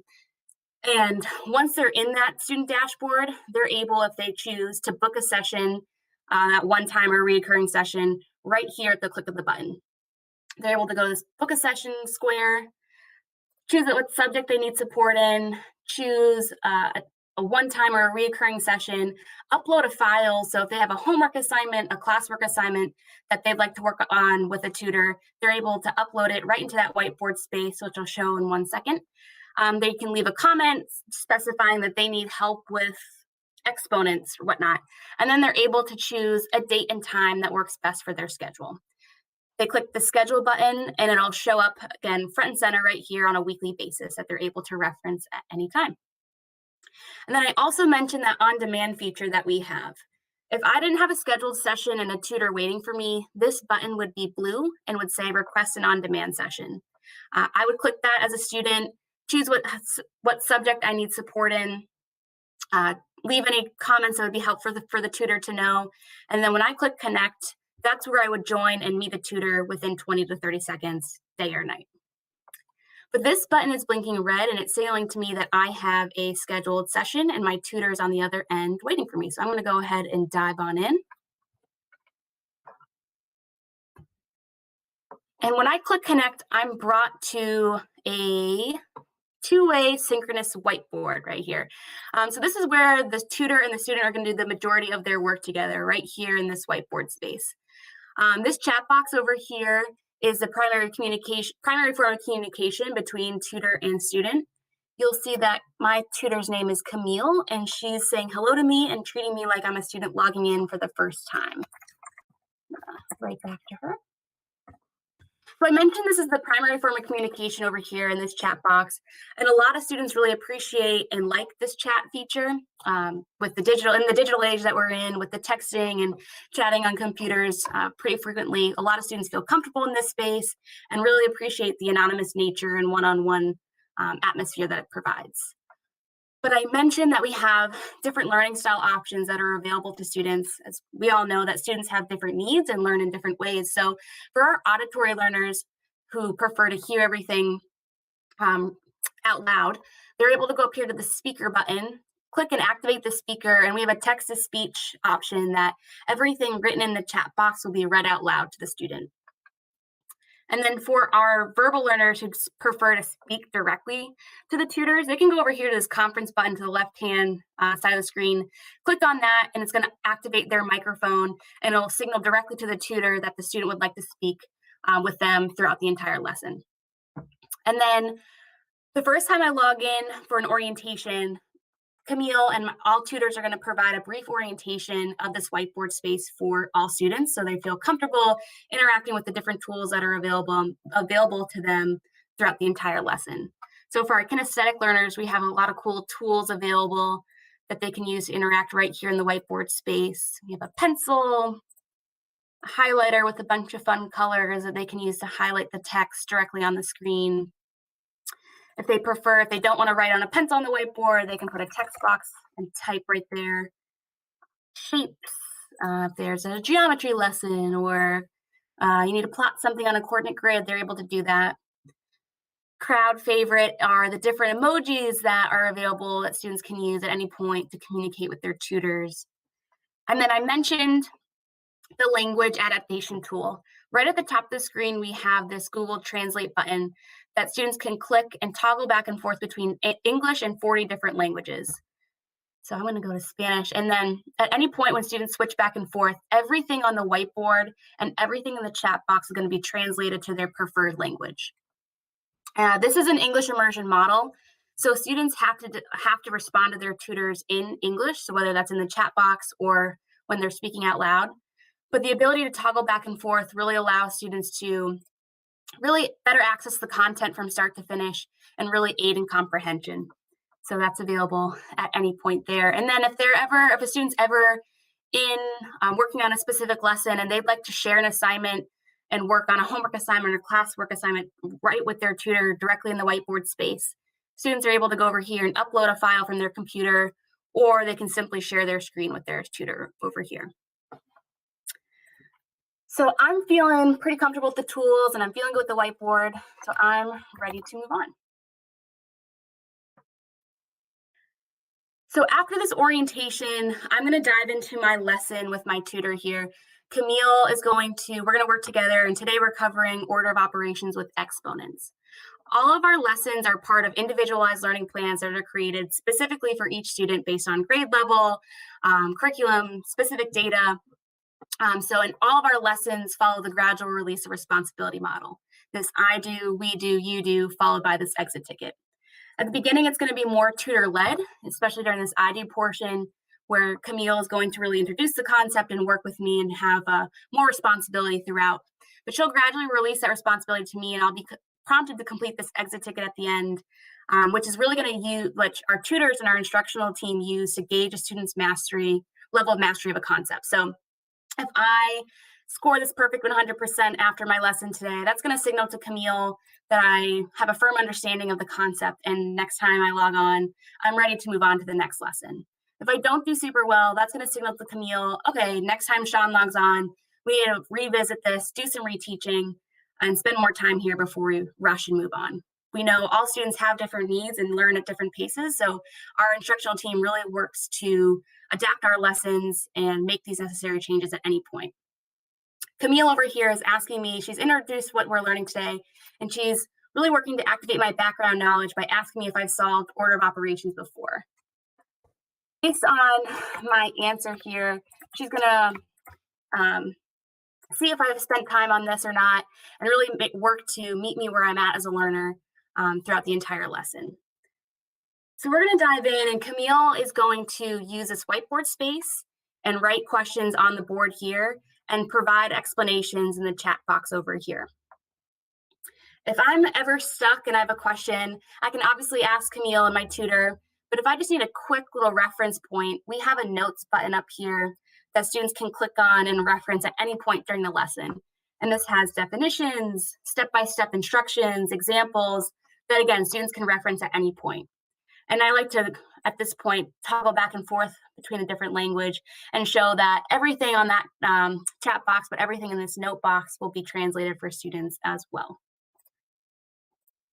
So I'm going to go ahead and take a stab at this problem. I'm using a mouse to write on the screen, but students can use their mouse pad, their fingers if they're using a tablet, whatever they feel comfortable with, or they can put a text box right on the screen and type directly into it if they prefer. So I'm going to work with Camille throughout this whole lesson and really work on this specific problem. I made a little mistake here. I see what I've done.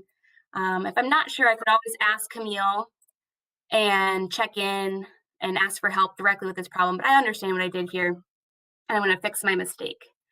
Throughout the entire lesson, Camille and tutors are going to really encourage active engagement, and they're going to award participation points throughout the session. So you can see in the chat box, Camille awarded me a +1 point.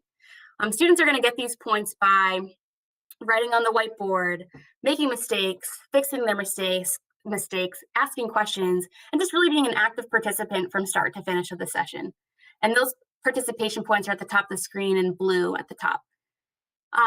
We find that students really, it's a great motivator for students to see their points add up throughout the entire lesson, but it's also great for parents and teachers to see and gauge how engaged students are throughout their tutoring lessons. We've seen parents and teachers incentivize these participation points, and parents give like an extra 10 minutes of screen time, or teachers give bonus points in their class or assignments based on those points. But it's it's a great motivator for students to reference throughout the tutoring session. I mentioned that that accountability piece, that all sessions are recorded.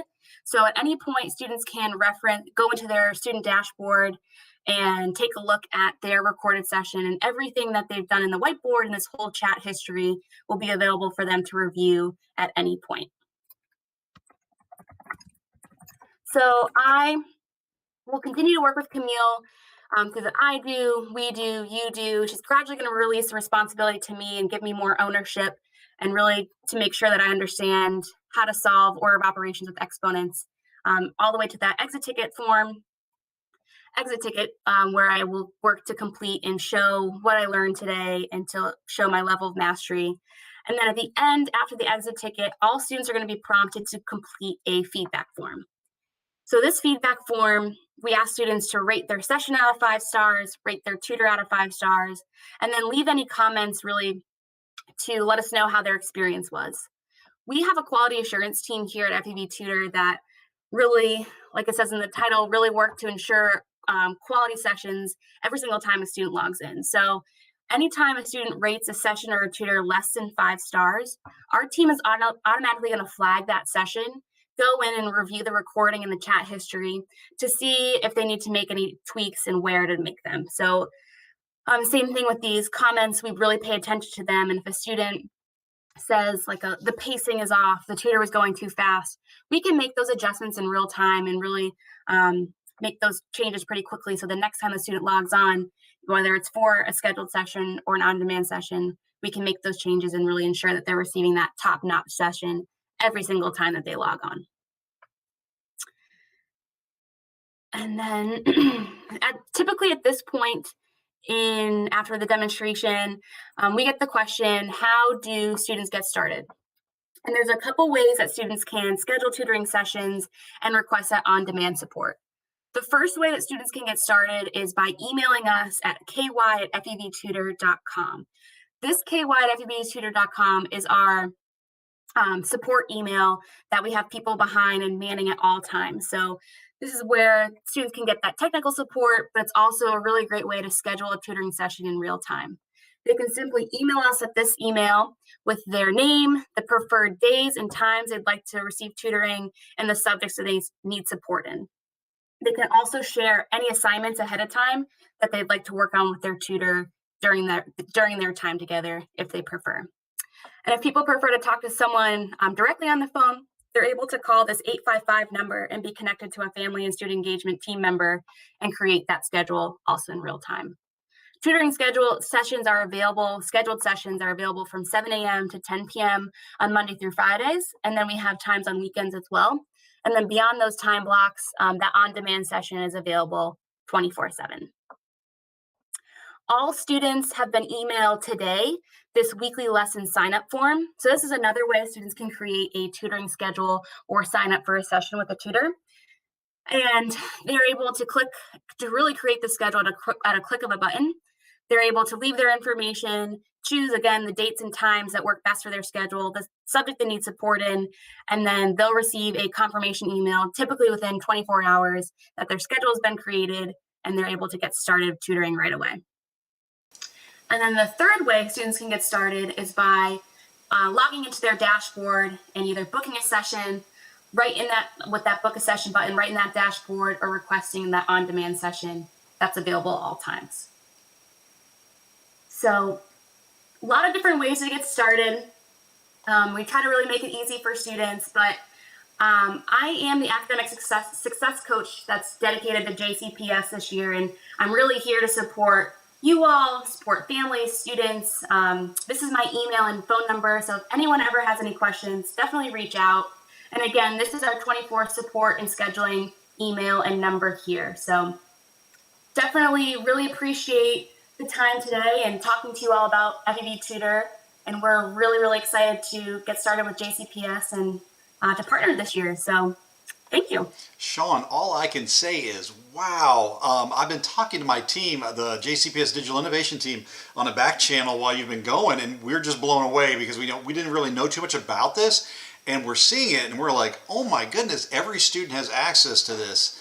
So like a couple questions that are hitting us, like, can teachers assign a tutoring thing to say, hey, FEV, I need you to work with Elaine Abernatha. She's having some problems in language arts with this standard.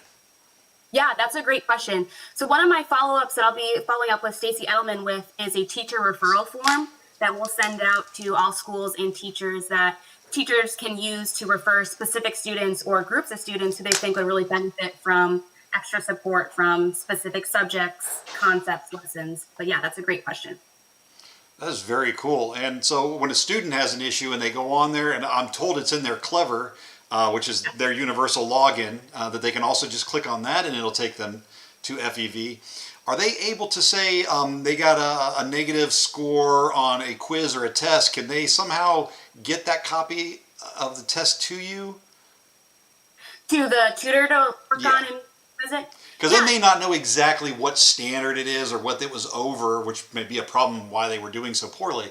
Yeah, they're able to, they can request a tutoring session with the tutor and take that quiz and upload it directly into the tutoring session with their tutor, or they can screen share with their tutor, or they can send it to our support, that ky@fevtutor.com email address, and that team will share that quiz directly with the tutor, so they'll know what they're working on with that student, and they can revisit what questions they might have answered incorrectly, and really go through step by step to help them understand where they may have went wrong.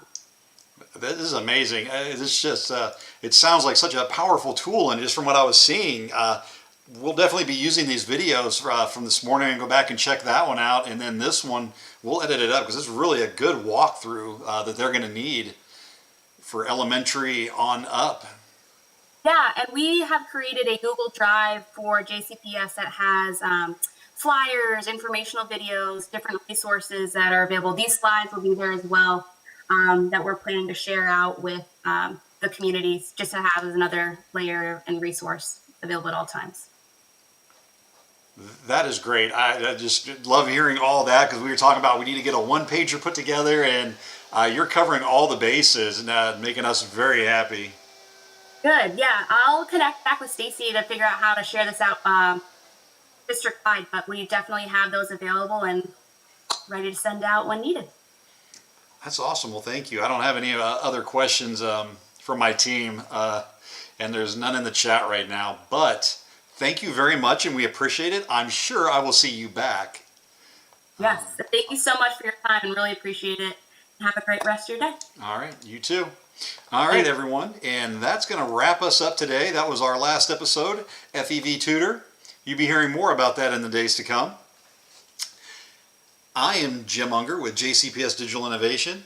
This is the Digital Innovation Channel, Digital Learning Channel. Good thing we have edit. Digital Learning Channel with Digital Innovation. It's a lot of digital going on. Yay for FEV Tutor. How about that? It's really good stuff. And due to popular request, and because this can be edited out later, I got to show my little workmate sleeping.